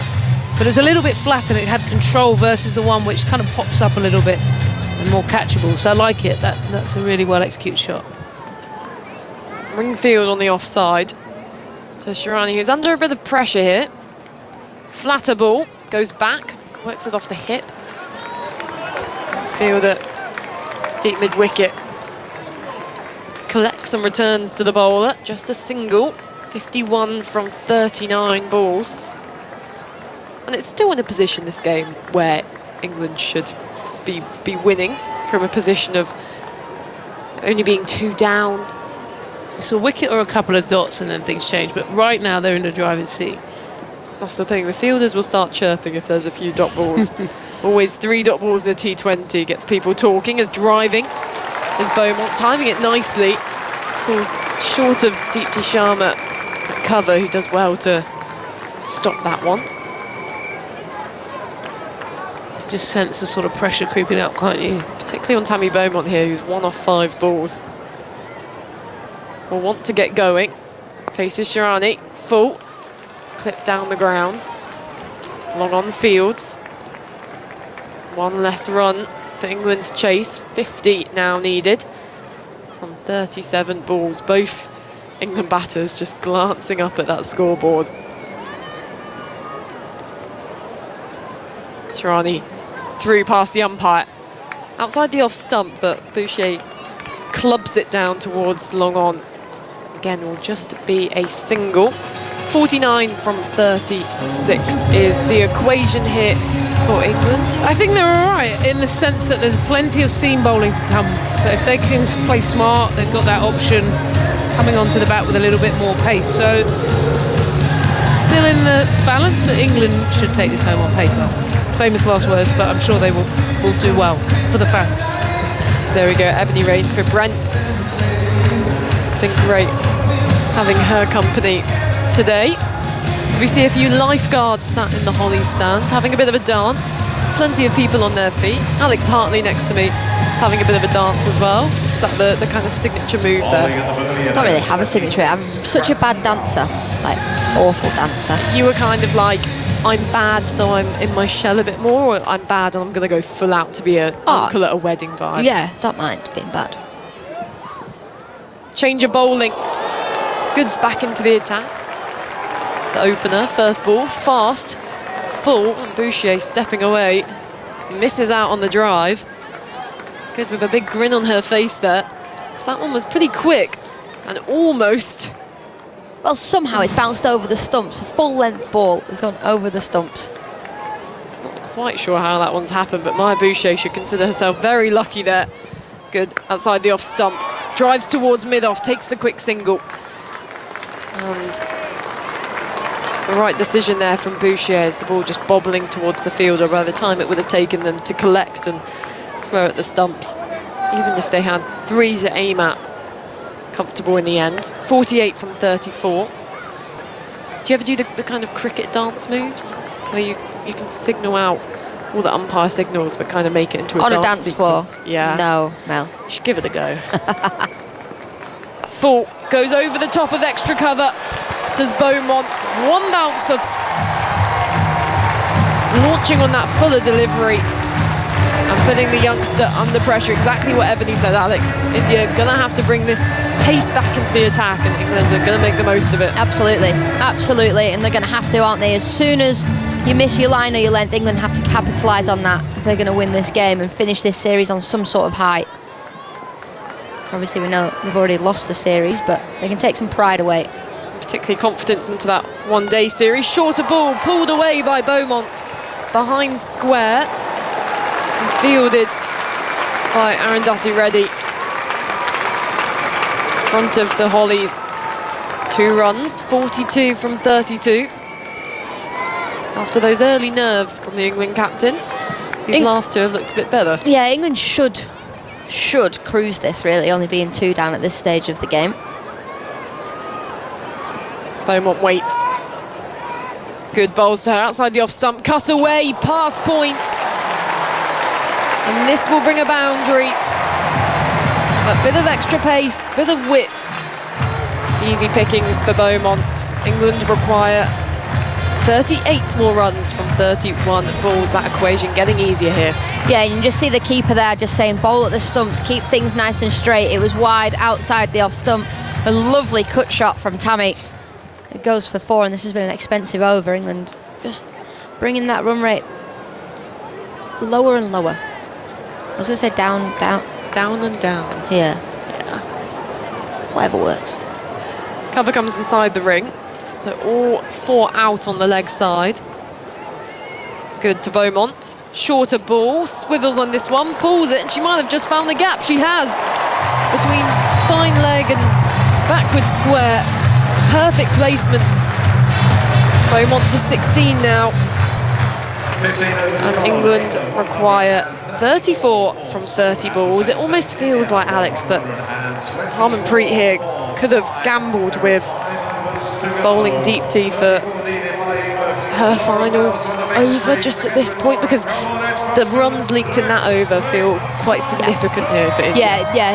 Deepti's actually going to come on now from the far end, so good call from you, Mel, and I think you're right. That was an expensive over, and England are now totally in control of this game. Just before that over, there was a slight chance they lost a wicket. England could collapse, or, we've seen it happen before, but no, they're in charge. Well, to pick up commentary will be Henry Moran. Yeah, Deepti ball her last over. So India, need a wicket, and England carry on doing what they're doing. 34 needed from 30. Here is Deepti Sharma bowling to Bouchier, who chops down on it. It's a good piece of fielding, that, in the covers from who's that there? I think it's Harleen Dool, who's an excellent fielder. It is indeed. 34 needed from 29. Lovely evening. Lovely few days. Here comes Sharma around the wicket and down the leg side, signalled as wide. Sort of one where, with the bat having stepped across, you might feel a little hard done by as a bowler. Are you sure? In words to that effect. No, you'd have been very polite. No. Round the wicket comes Deepti Sharma with her off spin, and Bouchier clatters the ball out towards wide, long on for a single. That's fielded by Arundhati Reddy with her sunglasses on the back of her head. And 2 runs are taken. Good running from England. Bouchier 15 from 15. Yeah, I was always one of those where I would appeal, turn around and say not out. I used to then go, I know when they're out or not. Yeah, so yeah, nice. I'll appeal properly when I know they're out. Play the long game. Yeah. Here's Deepti Sharma again, round the wicket. Bouchier again targets that part of the ground. Once more will push hard for the first, but only gets the 1 run. And the score will be 138 for 2, 30 needed from 27. This has been much better from England in the main. So much better. We've been asking for someone to stand up in the absence of Siva Brunt and Heather Knight. It's happened today. Here is Deepti, throws it out a little bit wider. That's nicely played up the ground by Beaumont, who's going to get just the 1 run. What have you made of Tammy Beaumont's captaincy, Alex? Yeah, good. I mean, it's hard from the outside, isn't it, when you don't know the conversations that are being had and what's being said out in the middle. But from the body language that I've seen, from the way she's spoken to the media and, toss interviews, she's very positive and understands this team is sort of on a journey. Here's Deepti Sharma to bowl to Bouchier in the short sleeves. That's whipped away in the air, straight to the fielder at mid-wicket. Gone. Smriti Mandana with the catch. Bouchier's return to the side ends with 16 from 17. England still 29 away from their target, and they've lost a third, 139. She threw her head back there, did Maya Bouchier, because she's like, how on earth have I just picked out Smriti Mandana in the mid-wicket region? It was full. Just clipped it off her leg straight to the fielder, and that's why Deepti Sharma's come into the attack to break the partnership, get a couple of wickets, and she's going to finish her spell early, but at least she's given India a sniff. Well, that's what they were looking for. Break the partnership, get someone new to the middle, see if you can fight a way back into the game. But Amy Jones on home territory heads to the middle. The England wicket-keeper, who's had a good summer. Got a maiden international 100, back-to-back hundreds as well against West Indies in the ODIs. And she punches gloves with Tammy Beaumont. She's had a good couple of years, hasn't she, Amy Jones? Scored loads of runs. She's got her own box here. I've heard this. Yep. Like Crossie's got her own hotel room at Old Trafford. Yeah, she's got her box, the Amy Jones box. Lovely. This is her 125th T20 international. High score of 89. Tall right-hander, short sleeves, waits for Deepti Sharma. And we'll play the ball back down the ground, and nutmegs Tammy Beaumont at the far end, and 1 run will be taken. England need 28 from 24. Jones up and running. As the music blasts, and you'll no doubt be heading down Broad Street tonight, Al, won't you? Oh, I'm going home tonight. You are? You're going with Crossy? Yeah, we're having it's a funny one, road trips with Crossy. We've not done one for a while, but they're always eventful. But it's like we've got a couple of hours to catch up. Yeah. She said if it's not too late, she might even take me home, so I don't have to get a taxi from my house. Well, I'd hope she'd take you home. No, it's so out of the way. So out of the way. Oh, do you live at opposite sides of town? Yeah, opposite sides of the city. Yeah, okay. It had 25, 30 minutes onto her journey. But 25, 30 minutes in your company, Al? It's priceless. I would say so. Yeah, I would too. If I could hang out with me, I would. End of the over, by the way. 28 off 24 required. You sort of do all the time. Yeah, I mean, I do, yeah. We're going to see Sri Chirani has got 2 overs left to bowl. She's been expensive tonight after a good tour thus far. Left arm spinner who has only come into the reckoning this year but made a real impact. And Amy Jones will be deep in the crease to pick up a single into the onside. 27 needed from 23. So who's in charge of the music? Whoever is driving, so she'll put her playlist on. But I doubt there will be music, because I think it'll just be pure chat. Oh, it'd be like a sort of no balls episode of the podcast. Yeah, it would. We used to film our car journeys. Did you? You know how I love seeing other forms of transport being driven on the motorway? I actually hit the jackpot yesterday. Driven down the ground by Tammy Beaumont. She'll get once a second, but it isn't there. England require 26 from 22 for a consolation victory to conclude the series. Fielders in the deep, by the way, 3 on the leg side and a long off. Steam train, back of a lorry. Really? Yep. Oh, that's better than a boat. Isn't it? Yeah, that's good. Yeah, pleased with that. I've never seen one of them before. Here is Sri Chirani, full delivery, which Jones gets in a bit of a tangle with. Dot balls will just increase a little bit of pressure, and it's 26 needed from 21. It was blue, it was magnificent. A steam train on the motorway. Yeah, but it was joining the junction up a little ramp, so it took a while. Had one of those accompanying vehicles. Full delivery, which Jones will whip out towards wide long on, but only for a single. Jemima Rodrigues quickly across to collect it. It is 25 needed off 20. Jones is on to 3 from 4. Beaumont 18 off 12. Has played a good innings so far. Waits with bat raised. Almost resting on her shoulder. And she comes forward looking for a single. She'll get a single. It'll only be one, I think. Little bit of hesitation. Throw comes in from long off. This has been a good over from Chirani. Yeah, it's one that India needed. Just building that pressure a little bit. These two very experienced out in the middle. They shouldn't be feeling it too much. With shirt untucked, Chirani, final ball of her 3rd over. It's delivered to Jones for a little tap down the ground for 1. She'll keep the strike. And with 3 overs remaining, England require 23. They're 145 for 3. The job not yet done. Not far from it. It's one boundary though, isn't it? It is, but England has spoken a lot about pressure moments and dealing with that pressure. And it'll be interesting to see how they cope with this. Right, Neil Diamond's been wheeled out, which is always about this time of night. On T20 finals day, when Sweet Caroline comes on, they save it for late on in the 3rd game, and it brings the house down. It absolutely does. I'm looking forward to that this year, actually. 13th of September. Right, thank you. Very good. How do you know that? It's in my calendar. That's really impressive. Yeah, because there's a T20 at Old Trafford the day before on the 12th, and then finals day on the 13th of September. Arundhati ready in the headband, runs in with the keeper up to the stumps. Jones is going to drive down the ground, but only for 1. Fielder loses their cap in the distance, Jemima Rodrigues, but it is just a single. Beaumont, who likes to come out of the crease and try and work the angles, will be less tempted to do so with Richa Ghosh up to the stumps, no doubt offering a word or two of advice, opinion. Ready again. England require 22 from 17. She's in now. This is a lovely little paddle reverse sweep. Beautiful batting from Beaumont.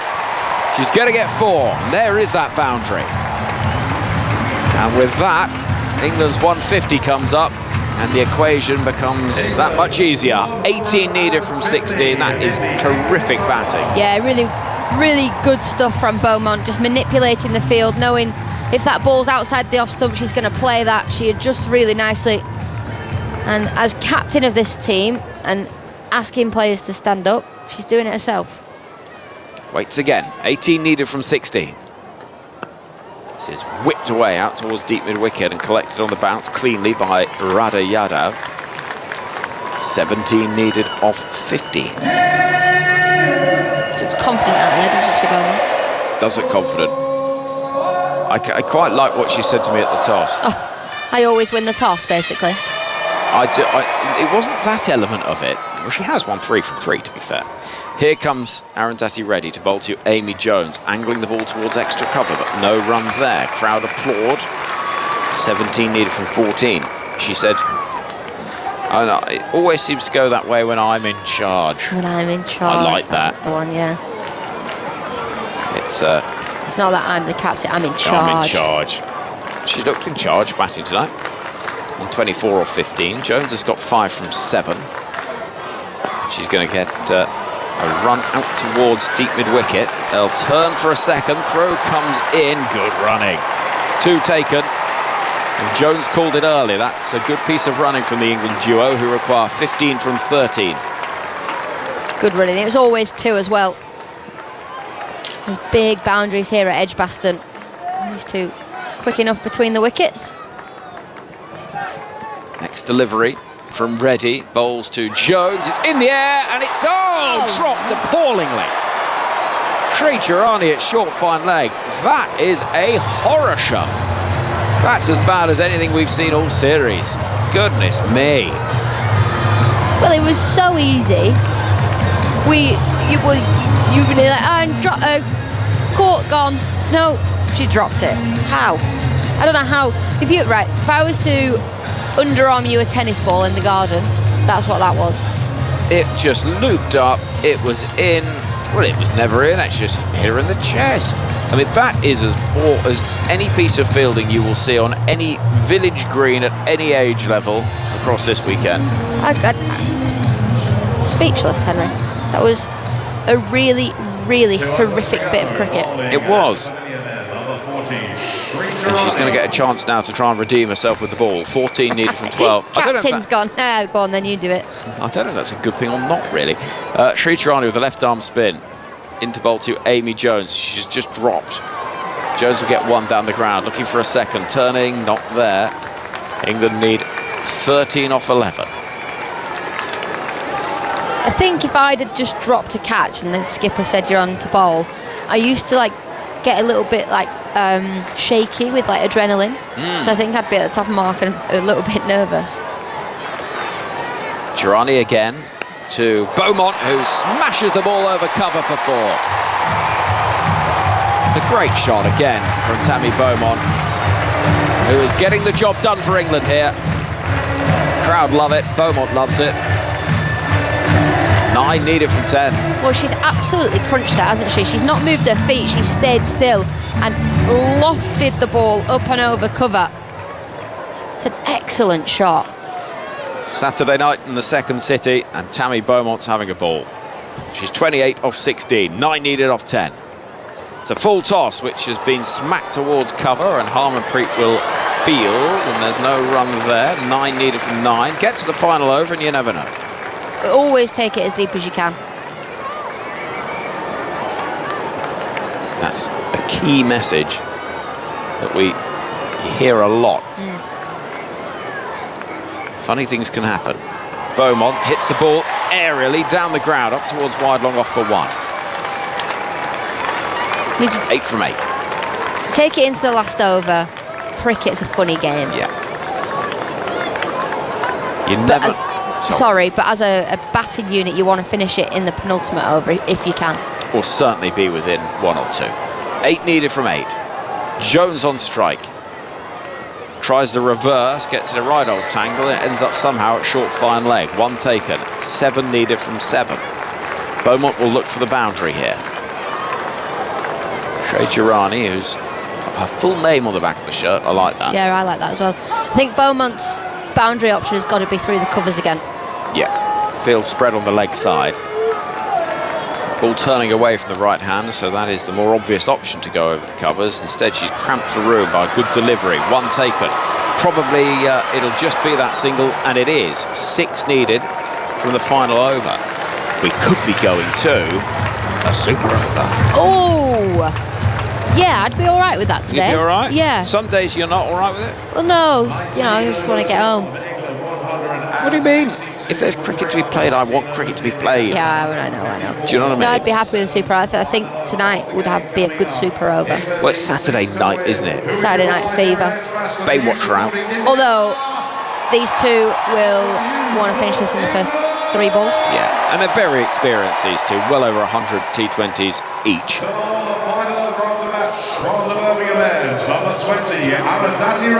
Well, you heard it there. Arundhati ready to bowl from the Birmingham end, the City end, never the Birmingham City end. We had we had an email about that during the Test match. In comes Reddy. Paddle is on. It's a full toss and bowls her. What an extraordinary dismissal. Well, Beaumont didn't seem to know what had happened. They might check it for a no ball, but as things stand, the stumps have been rocked back and England's captain's gone. 162 for 4, Beaumont out for 30. And what a funny way to start this final over. You said it, Alex. Final overs, when you need runs, strange things happen. You feel for Beaumont there. Full toss, just, I don't know how she's missed that, or how that's even happened. We saw a bad bit of cricket with a drop catch at short fine. That was also a horrific bit of cricket as well. But Tammy Beaumont was a really good 30. She'll be frustrated not to see the game home, but that is just one of those things. Wasn't a great look, that, was it? It's one of those that sometimes you see them and it just looks so messy, doesn't it? Paige Schofield comes to the middle. Somebody who has taken her 5th T20 international. Hasn't quite got going in this series, but can hit the ball a long way. She looks around and sees fielders in the deep, but long off, deep mid-wicket and deep backward square, with Arundhati ready at the end of her mark, knowing a dot ball or two will really heap the pressure on. England needs 6 from 5, and they've lost their captain Beaumont for 30. Reddy bowls to Schofield, who is going to get a single into the offside if she's quick. That's good batting, good running. England need 5 from 4. Deepti Sharma picks up. There shouldn't have really been a single there for Paige Schofield. I feel like maybe just 5 yards off the ring, her first ball. Is it a back of the hand slower ball? The one that got Beaumont the full toss? I'd like to see it again, yeah. It's a funny dismissal. You can see it on the highlights later from 11 p.m. on the iPlayer and red button at your leisure to watch back. Jones on strike. 5 needed from 4. It's in the air, out towards the deep. Oh, is it taken? Oh, my. It's an absolute stunner. Rana Yadav at deep mid-wicket. What a catch. Oh, my word. That is ridiculous. That is absolutely outstanding. You said earlier she was a freak of a fielder, Henry. That was sensational. What a catch. Well, there's adverts and billboards for Superman all over this city. And that is the Cape Crusader flying horizontal and taking a stunner. What a catch. Oh, that's the best we've seen this series. Absolutely ridiculous. Holly and Doug just laughing at her. Well, hold on, they're checking it. Why are they checking it? Well, just to make sure, as she hit the floor, the ball didn't touch the floor as well. But she's in total control.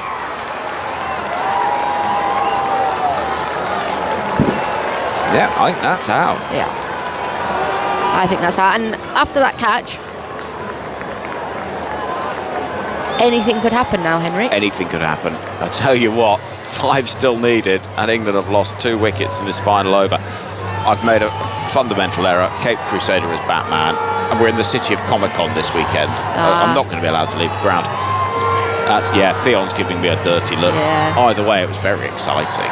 What a catch. Unbelievable. Just give it out for the commitment. It's out. We were saying in the first innings, we want that sort of commitment from England because you never know what you can do until you try, and that is an example of it. Well, that is out. I'm convinced of it. And it's given out. Well, we saw Sophie Eccleston pulling out of one earlier, and it is Eccleston who comes to the middle. She could win it with one hit. 5 needed from 3. Jones goes 10 from 12. Eccleston is one of the only female cricketers in the world that is capable of hitting her first ball for 6. Yep. And she does it all the time. She does. Big pressure. It's a brilliant catch. It's stunning. It's so good. Full length dive. Running in from deep mid-wicket, full speed, diving forward. England.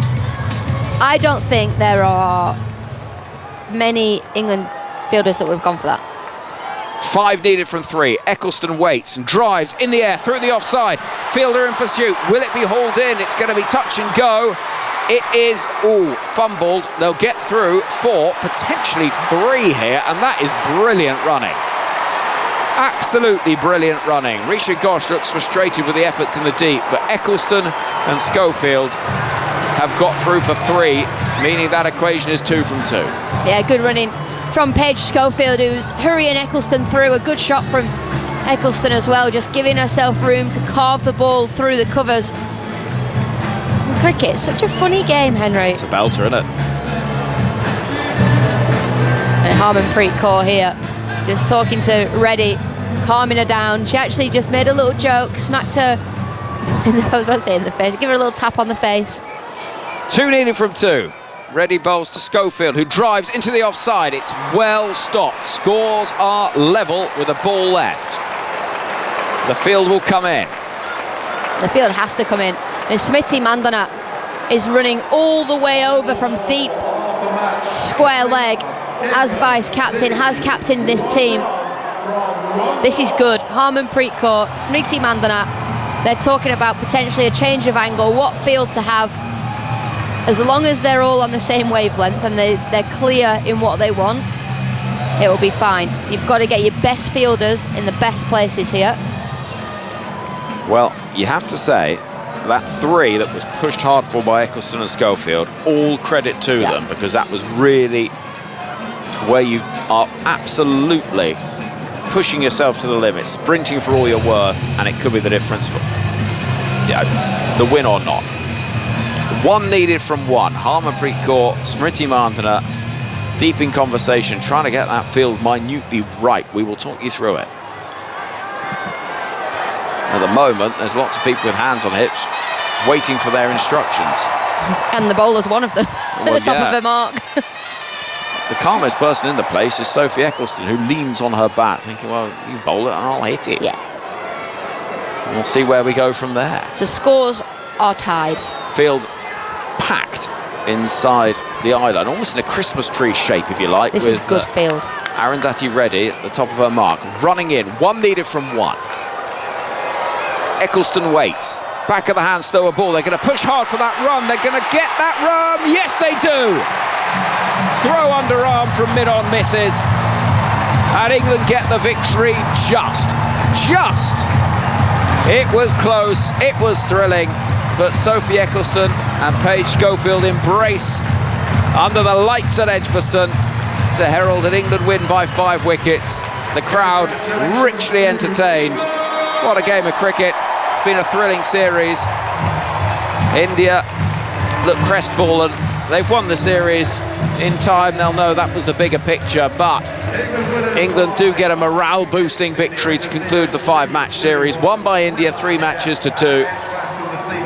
Eccleston nudged it towards mid-on, set off quickly. Knew if the throw hit underarm from Smriti Mandana, she was gone. It missed. Eccleston was home. Harmanpreet Kaur threw her head back in frustration. Should have been gone by a country mile as well. And England get the win. What a game of cricket, Alex Hartley. An absolute belter. An absolute belter. India have walked the series England have won 2 games, yes, but India have been dominant. That game there is what I was expecting from these 2 teams. Close contests, good cricket.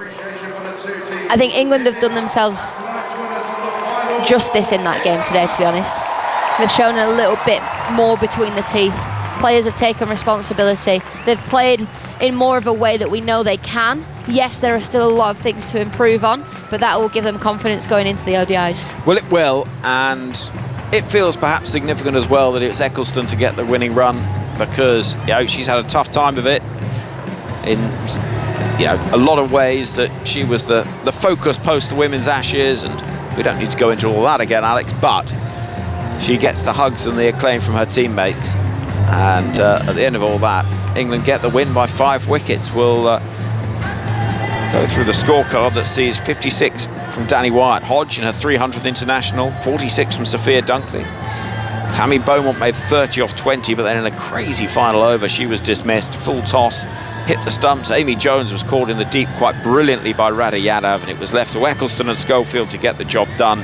They did it, just about. What a game of cricket. India win the series 3-2. England win the match by 5 wickets. Alex Hartley, some final thoughts from you. I just think England deserved that win tonight. Danny Wyatt-Hodge, 300 games. She was brilliant with the bat, wasn't she? She's been shy of runs in the international season. Domestically, she's been tearing it up. She's been scoring so many runs in the blast. Comes to international cricket, she deserved that score today. England, they've had some decent performances. There've also been some mistakes. From an England perspective, we've seen some brilliant catches. I mean, that last one to dismiss Amy Jones and take this game right down to the wire from Radha Yadav was probably the best we've seen all season.